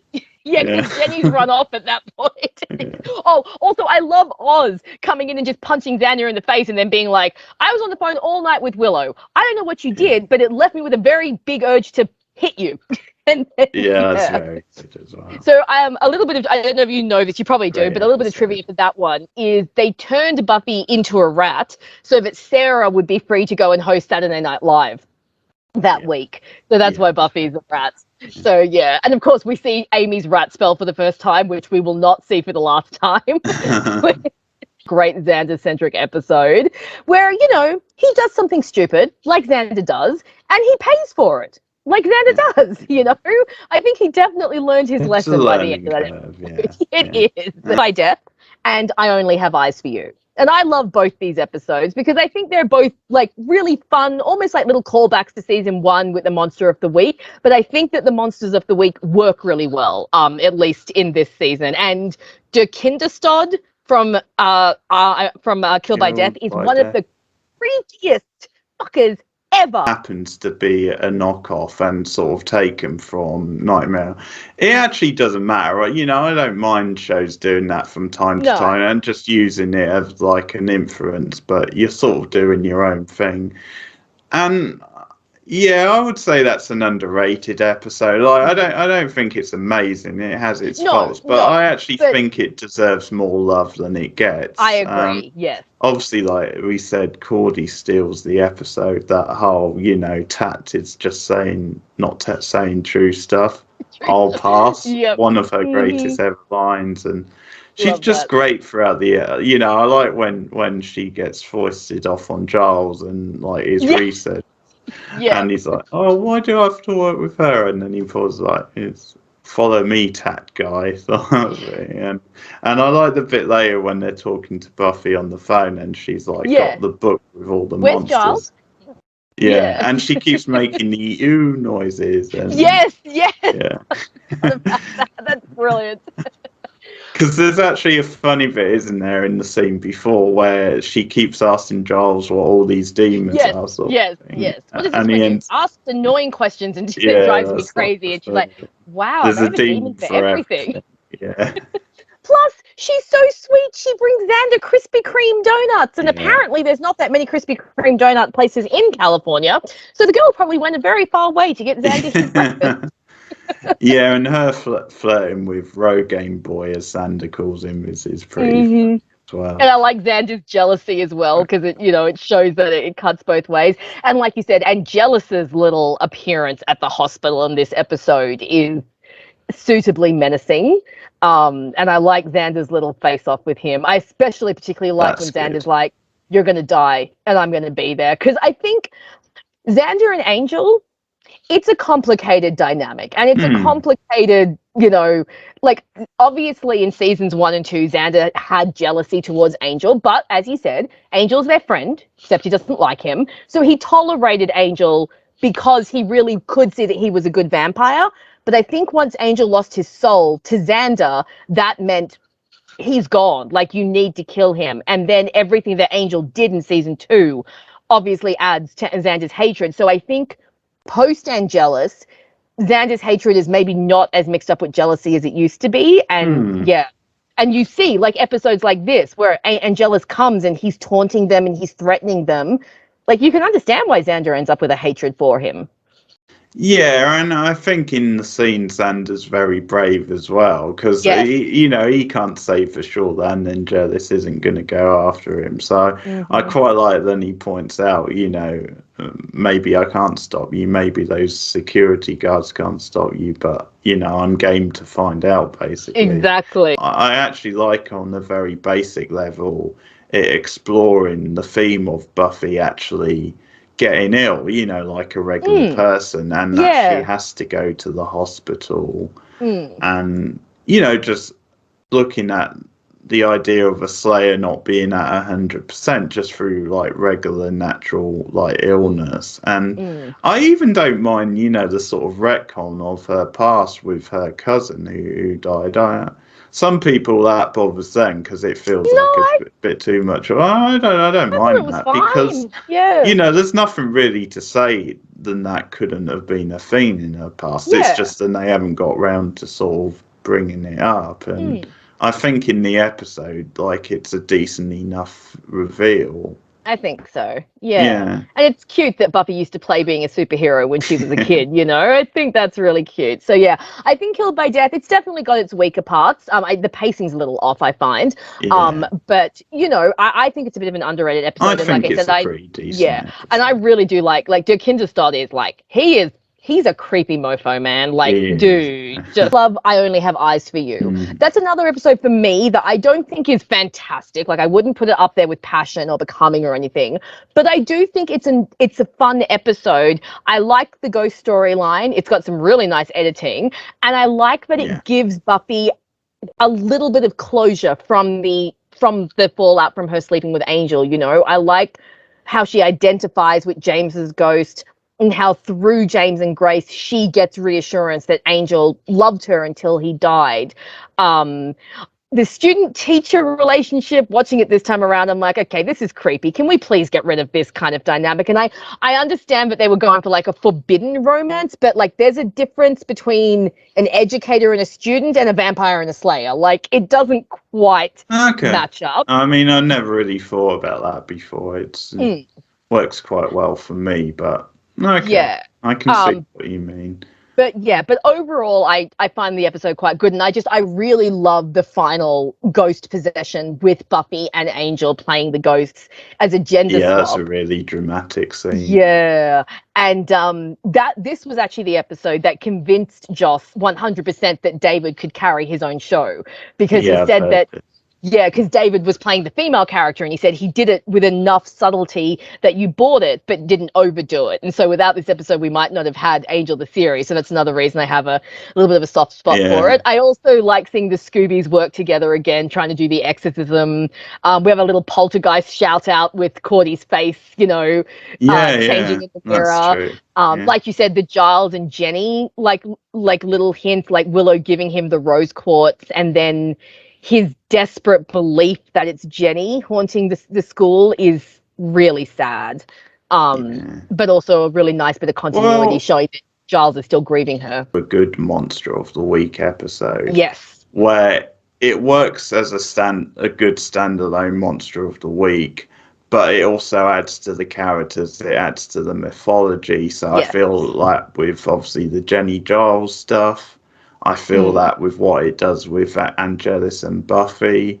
Once again, it's a good example of just how evil he is. The fact that he's so disgusted afterwards when he comes and he wants to wash the humanity off him. That is such a good detail. But I think it's a good example of how you actually do a Monster of the Week style. Whereas some of the earlier ones in the season do feel like disconnected, their own thing, and some of them are better than others, but they are a bit weaker because of that. Whereas this gets a good mix where it's got a good sort of Monster of the Week gimmick to it, but it's also adding to the character stuff Loch Ness monster line where Giles gets all excited because he thinks Xander says I think it says like Loch Ness. Yeah, he does. Loch Ness monster? Locker monster.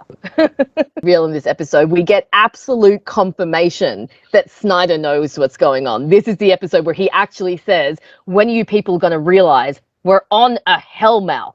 And then the other guy's like, oh yeah, well, if you have a problem, why don't you take it up with the mayor? That's the first time that we get that. So I like that little bit of like almost X-Files conspiracy theory, like, oh, the town higher ups know. They know for sure what's going on. And you find out that is good, because I think sometimes in these shows, when it goes on for so long and you get all these different things cropping up, that I think sometimes it's in danger of stretching credibility, that these people wouldn't know anything. So, and it just adds another layer to him as a villain, Snyder. The fact that he actually knows more, that it's not just that he's an arsehole, it's that he's in this knee deep in a way, and he keeps coming up with reasons. Like it's like the drug related one. Yes, the PCP gang related, and this was same thing do happened a backup in Cleveland, or something. Yes, Cleveland last week.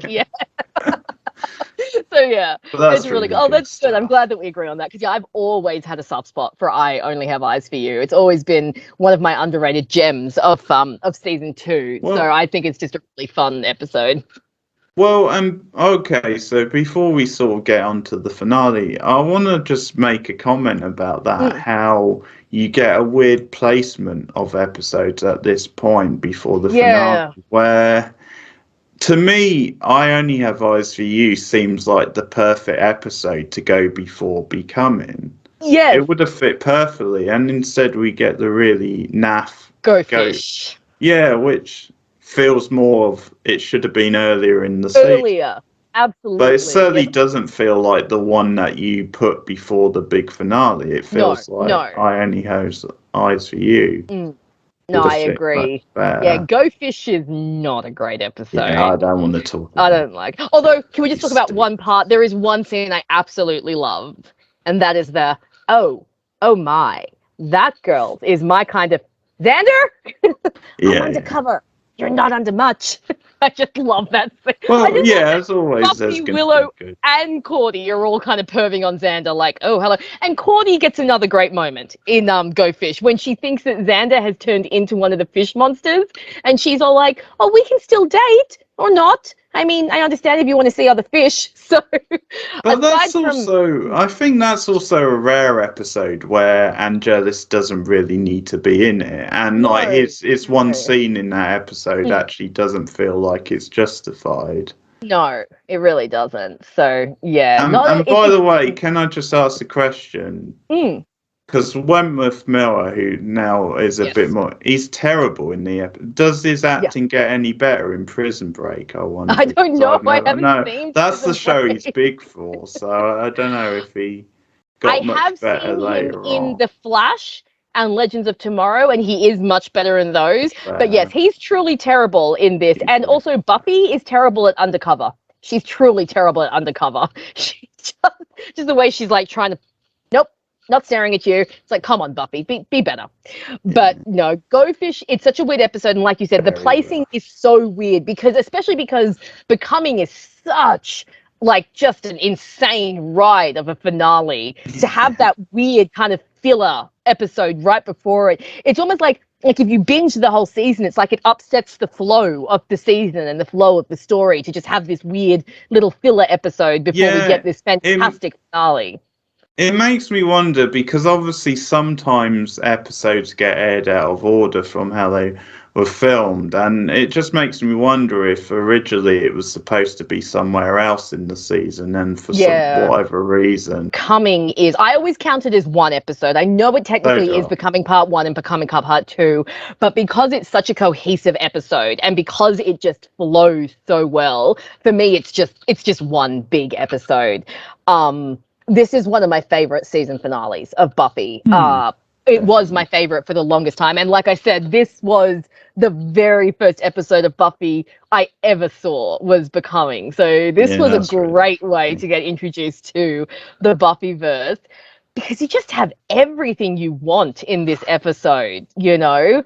You get a great payoff to the entire Angel arc. We get to see Buffy be awesome. We get to see Willow be awesome. We get some great stakes with Drusilla in the library, and when they take just everything about this episode is so good. Big moment speech.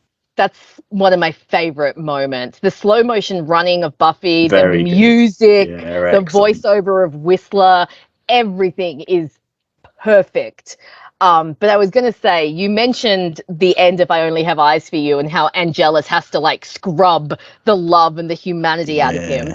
I have seen a fan theory that said that the reason that Angelus decided to end the world was because he was so disgusted with the possession of love and humanity that he went, no, screw this, I'm going to end the world, which is not a bad theory, because when you think about it, Angelus doesn't really seem like the end the world type, you know?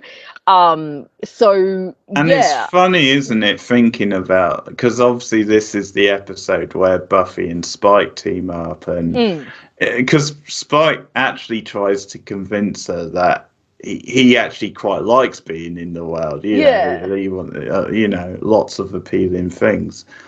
Manchester United, apparently, we find out that series. That's so random, but that comes out nowhere. He's listing these things, and then he's Manchester United.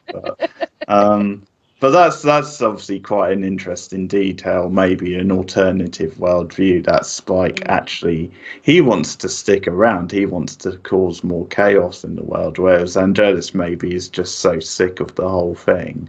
Yeah. He wants out of it. Love the flashbacks in this episode. I think they're great. You know, we get to seeing Buffy called, seeing Angel get cursed is a great scene. And I think the flashbacks just work really well to emphasize where these characters are. Yeah, in the story.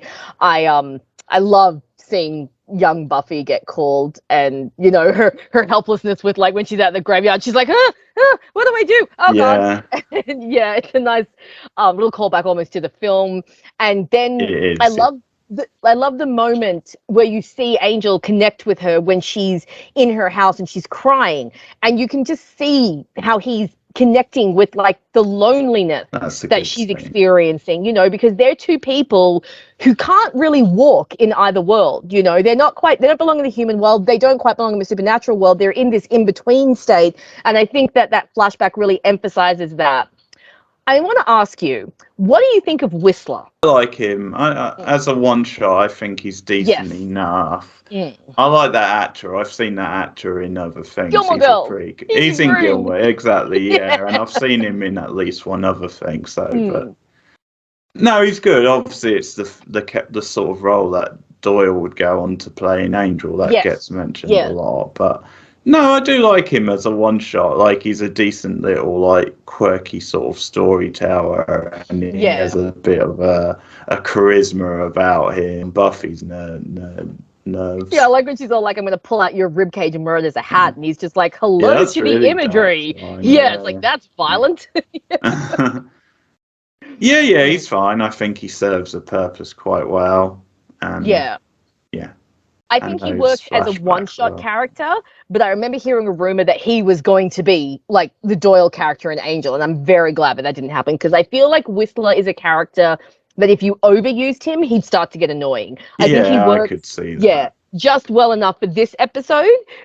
His moments with Buffy are good, but it's partly because there is something a little bit roguish, a little bit maybe sleazy about him, so I think maybe those elements would have become more apparent if you got more of him. So I sort of agree that he works as a one shot. And there's so many little things about Becoming that I also love. Don't even really move the story along.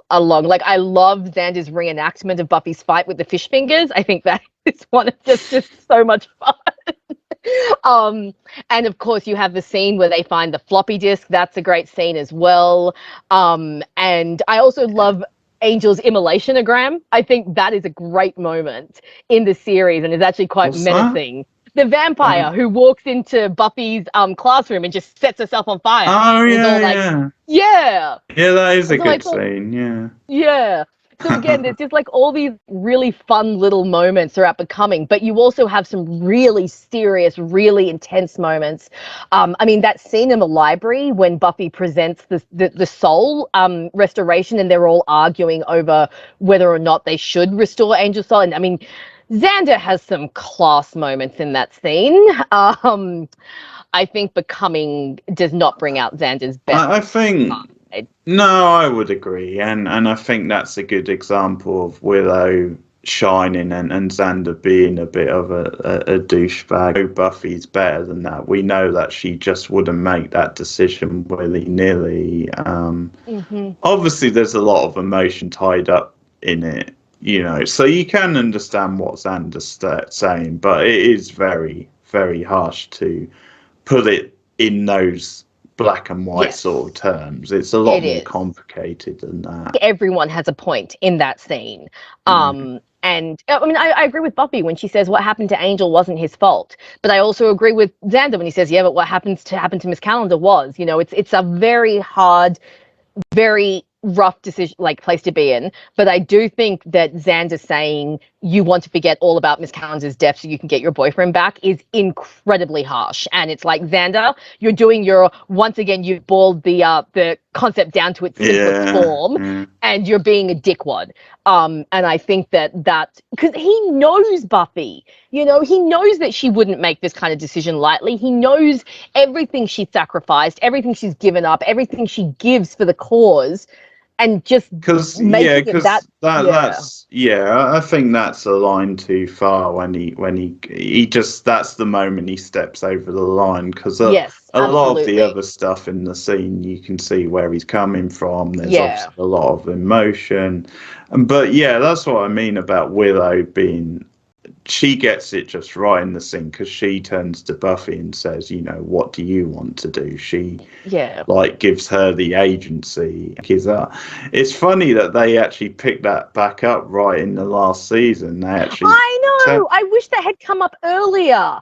Oh, I get so annoyed that does not ever get addressed properly. He makes that conversation in season 7 all the more impactful in a way, the fact that it waits so long. Fair enough. It is surprising, then, because like at that stage you've forgotten about it and you'd think, well, that's not going to be brought up again. I do think that part of his issue with Angel is linked to what happened with Jesse and how his friend was turned and he was immediately told, this isn't your friend anymore, you have to kill him, whereas Buffy lets her boyfriend live for so many months and doesn't kill him. But the kick his ass line is just Xander being an asshole. You know, I think that's it. And I mean, it took me years to forgive him for that. And like for so long, I hated Xander for that line. By not telling Buffy that Willow was attempting to spell, I mean, she might have thought harder. She might have tried differently. She might have gone with a different tack to keep Angel away from a coupler, but she didn't know. And she had the right to know. She had the right to know that Willow was trying that spell again. And the fact that Xander didn't tell her was pretty shit of him. And I think is a pretty bad moment of his. 2 of the finale obviously has some really big emotional moments that, you know, we're basically just riding this roller coaster. I think the confrontation between Buffy and Joyce is really intense, and I'm actually interested to see what your thoughts are on Joyce in that scene.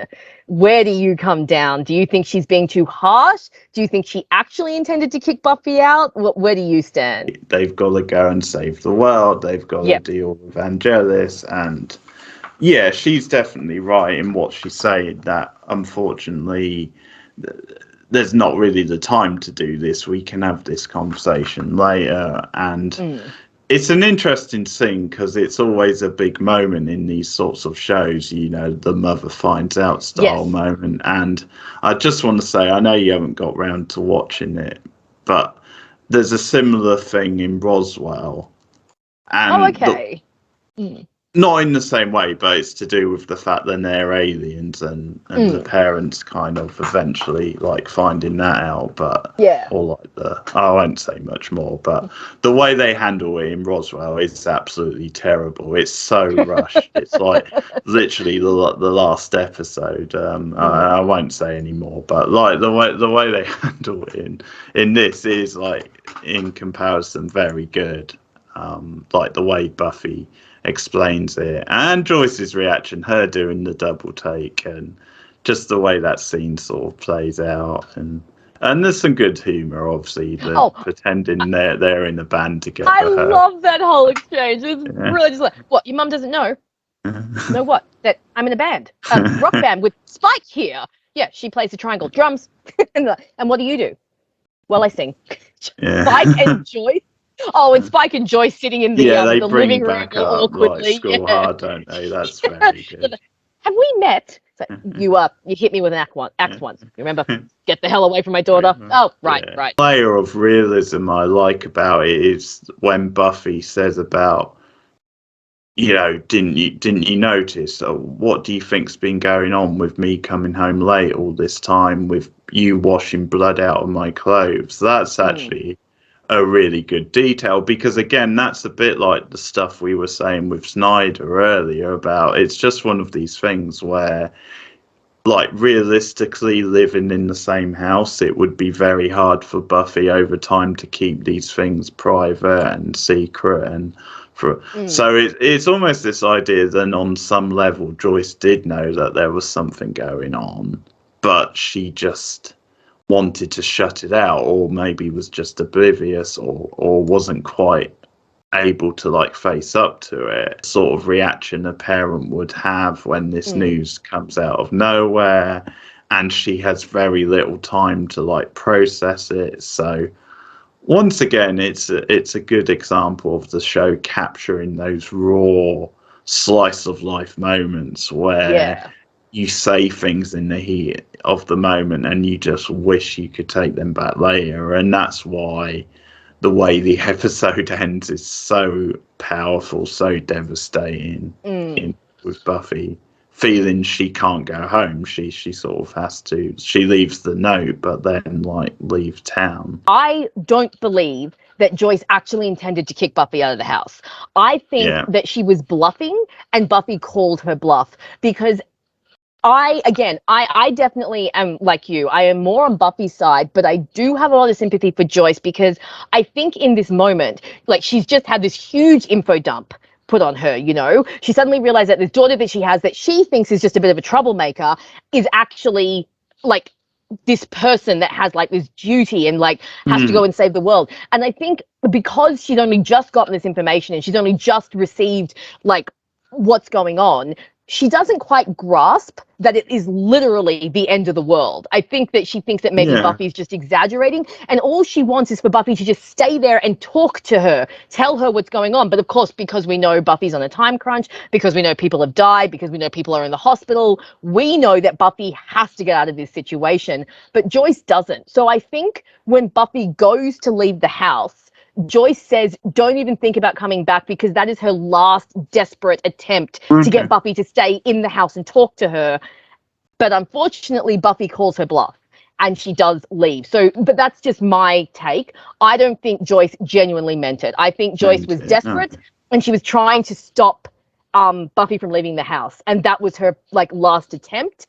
And unfortunately, events unfolded and Buffy felt that she couldn't go back. So again, I don't view Joyce quite as harshly as I think some of the fandom does in this scene. I don't think she handles things great, obviously. She definitely is very harsh with Buffy and doesn't grasp the situation. But I also feel really sorry for her at the end of the episode when she comes up and she finds Buffy's room empty and she finds the note, because she must feel so much guilt in that moment of, oh my God, what have I done? Christine Sutherland and Sarah Michelle Gellar really have good chemistry. And they work they're really one of well. the great TV mother and daughters, yes, I think. So. Critics of Joyce underestimate how difficult being a single parent is, and obviously Buffy is at a crucial stage in her life, in her like development as a young woman. And yeah, when you are a single parent and there's a lot of issues going on, it's not easy. I think, you know, and we I know think she's that not plays a getting any part. help from Hank, the Terrible bastard. Hank, So yeah. terrible Hank. Fantastic climax to the episode. Oh, Everything yeah. that happens, the stakes are just so high. They're at their pinnacle. Everything's built to this. It's just an great example of serialized storytelling, really climaxing. And I really loved like the whole, you know, a Cathra statue, like the look of that, the gargoyle type look, and just all the stakes that goes into it, and the different sort of twists and turns. The fact that Spike obviously does a spike, and because he has that look back, he's like, oh, he's gonna kill her. Oh God, he's gonna kill her. And he's like, yeah, well, they just walk off. Yeah. Because I quite like when he knocks Drew out. He says, I don't want to hit. I don't want to hurt. I don't want to hurt Drew. you. Doesn't mean I say won't. Yeah. Exactly. Oh, also, I love him earlier in the episode when they first bring a car through. It's like, oh, it's a big rock. Can't wait to tell my friends. They don't have a rock this big. And one of the funniest scenes in the episode is the scene, you know, obviously it's heartbreaking as well, but it turns funny. But you know when Drew pretends to be Jenny and oh yes, and yes, I know what you're talking about. The end bit where she's still making out with Giles. Kissing. Yeah, it's like, Drusilla, honey, we are done here. But oh my God, that scene, oh my God, so devastating. I forgot how fucking devastating that scene is, pardon my French. Because just, I mean, and again, this is why I say Giles gets to hate Angel forever. I mean, the torture that Angel puts him through, like you said, he tortured him for hours just because he could.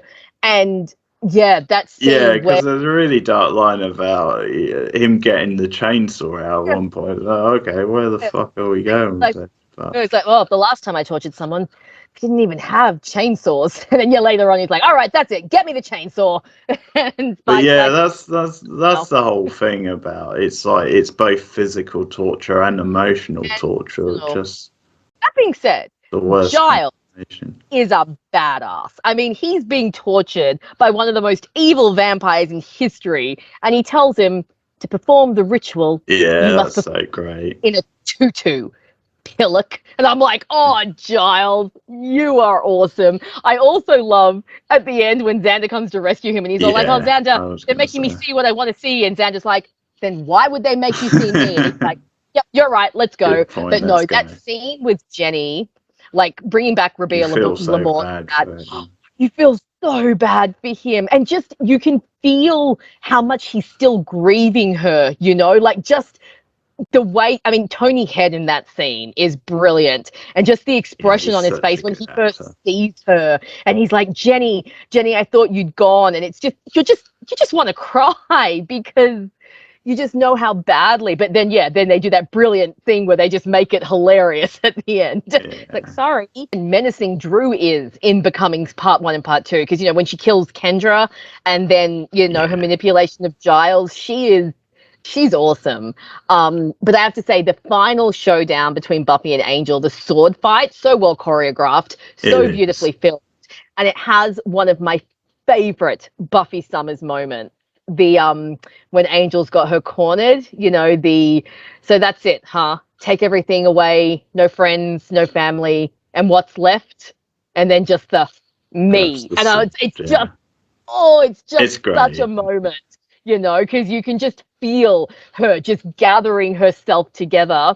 And then, of course, we have the climax, which is just the most heartbreaking thing. Again, I don't care if you ship Buffy and Angel. I don't think you can watch this scene and not get upset, because you have to feel everything from Buffy's point of view. Well, that's that's the thing. Like, you're invested in Buffy. That's the whole point. And it's just great storytelling, and the whole payoff. Yeah, it couldn't be any more emotional. And it's a great character beat for her. The fact that she is, even when she realizes he's got his soul back, she knows she still has to make that difficult decision for the sake of the world, basically, you know.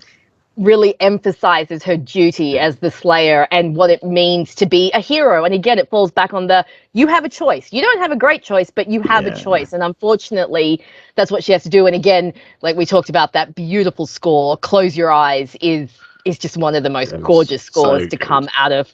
Yeah. And I think this episode, I mean, Sarah is such a great actress and her portrayal as Buffy is so good. But I think the emotion she shows in this climax when she realizes it's Angel, and you just see her face like break, because she'd come here prepared to kill Angelus. You know, she was ready. She'd gotten herself typed up. She'd accepted that Angel wasn't coming back. She was like, this is it.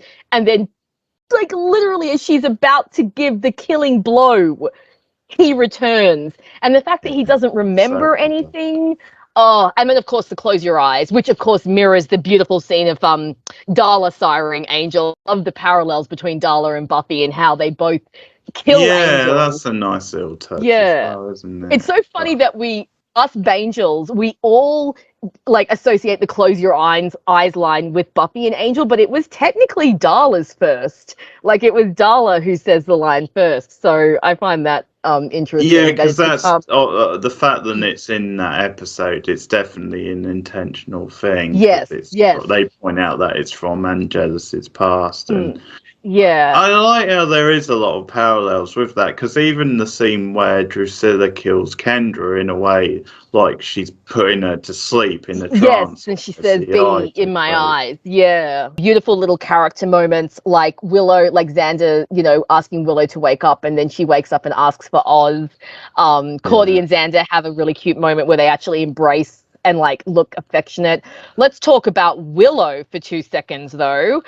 Willow, who's never cast a spell in her entire life, manages to channel some of the oldest and most ferocious magic ever. I mean, you have to wonder if this is if this was the gate that opened for her path. I mean, Giles even says to her, if you open this gate, you might not be able to close it, because she has which feels like a fitting line when you see what happens later on. Yeah, it's a funny sort of thing, because like I sort of feel what they do later on, like in season 6, and I think actually that is just something they came up with closer to. I don't believe that they had that in mind. No, I don't think they did. No. But I think they definitely had an idea that maybe in the future Willow would continue to experiment with magic, and who knows, they might even have had an idea that she would actually become like a full-time sort of witch thing. Oz showing concern, you know. He's like, is this supposed to happen? Yeah. I think in retrospect, this scene really emphasizes, because they actually say this later on in the series, I think Amy says it in season 7, that Willow always had all the power. Even before she knew what to do with it, she always had all the power. And I think you can look at this scene in retrospect of the other seasons and say, yes, this really does. I mean, the woman performs magic that has been lost to Jenny's people for decades, and she manages to do it. And I know that she's channeling a little bit, but I think that could only have happened if she was powerful to begin with. And of course, as we see Willow and her magical development go on, we see that she has a lot of power that she doesn't quite know what to do with, or how to use, or how to channel. And I think this spell really was the start of it. The resolve face line. She tells everyone, cute.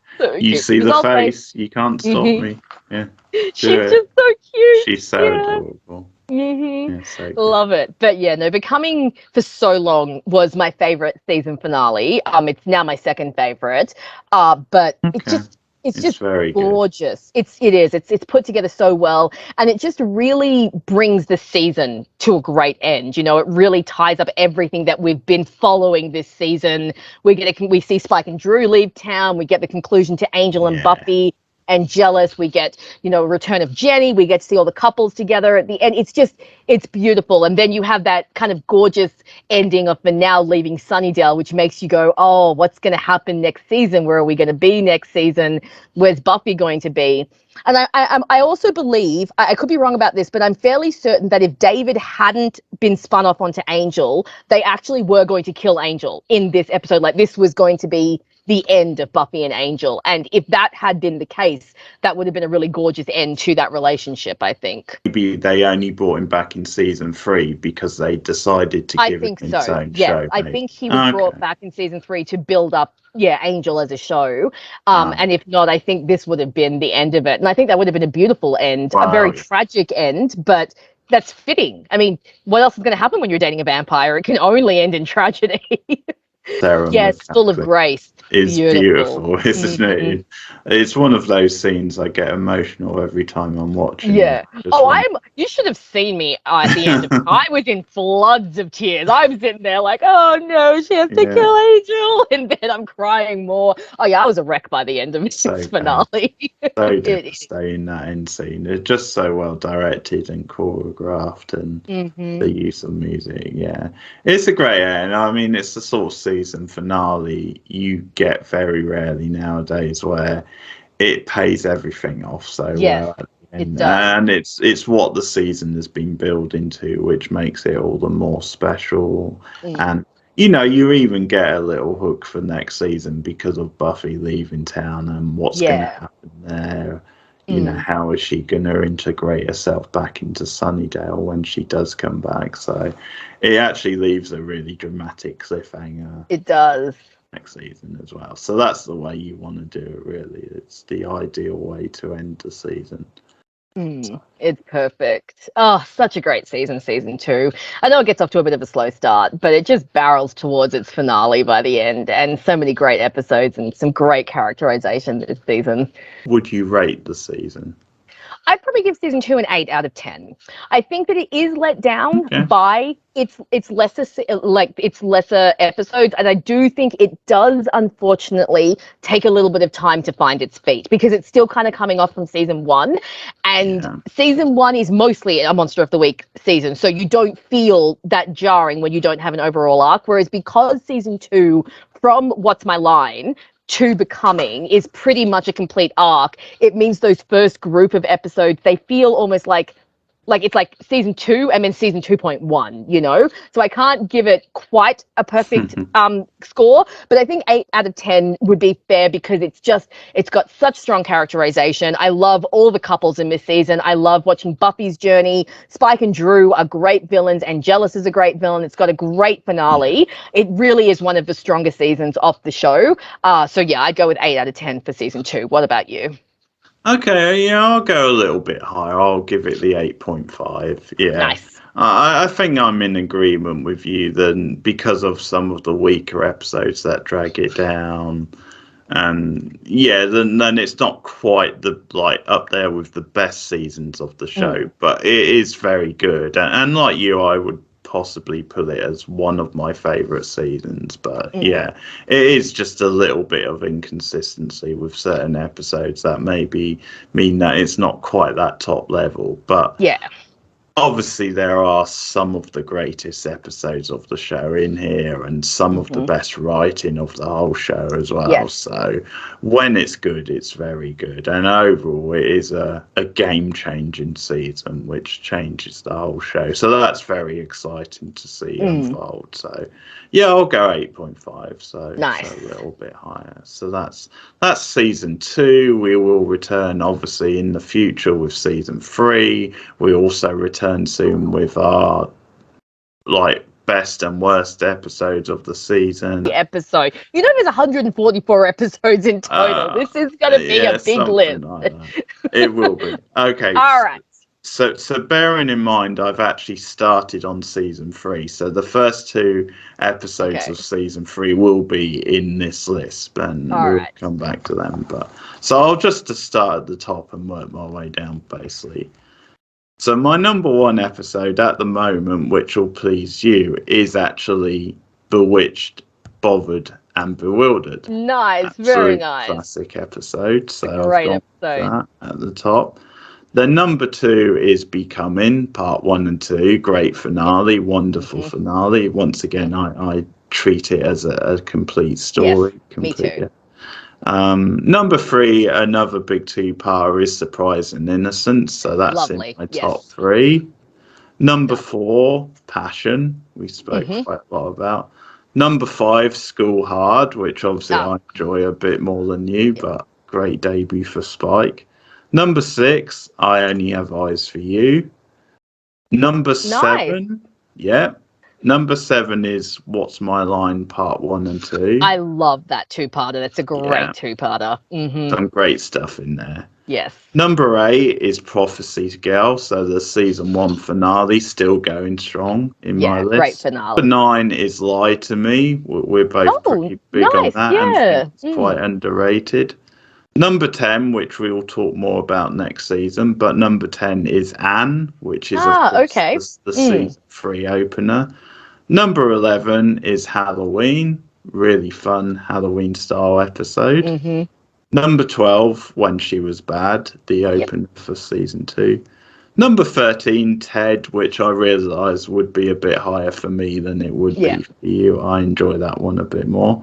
Number 14, The Beloved Puppet Show. Yes. Still going strong. Number 15 is Angel from season 1. Great episode. Number 16 is The Pack. We both think that one's underrated. Number 17, Witch. Number 18, Welcome to the Hellmouth. Number 19, Killed by Death.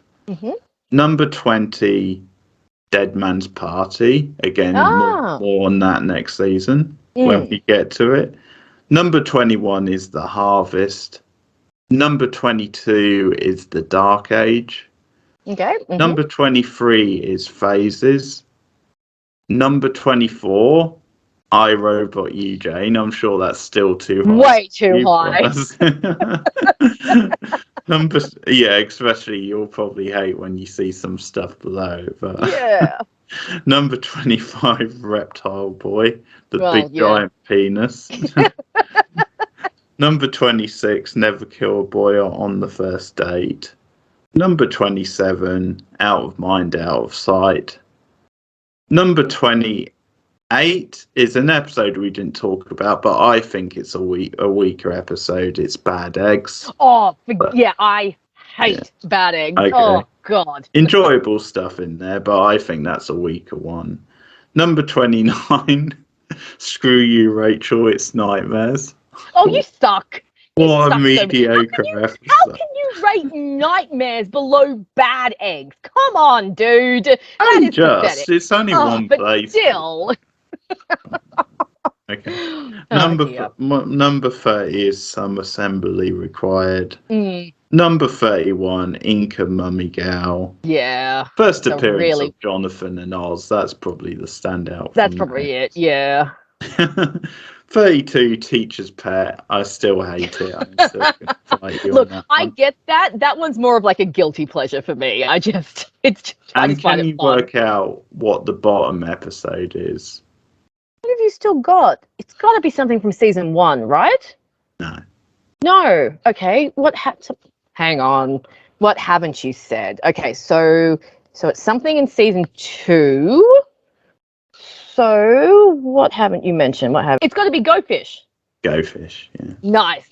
Yeah. I think that's truly one of the worst episodes of the whole show, and probably gets docked even more because for some reason they put it before the finale, which was just baffling. Weird placement. Nightmares could be, it could up there because it's actually a fun episode, but never mind. Keith is wrong often, so we'll forgive him for this.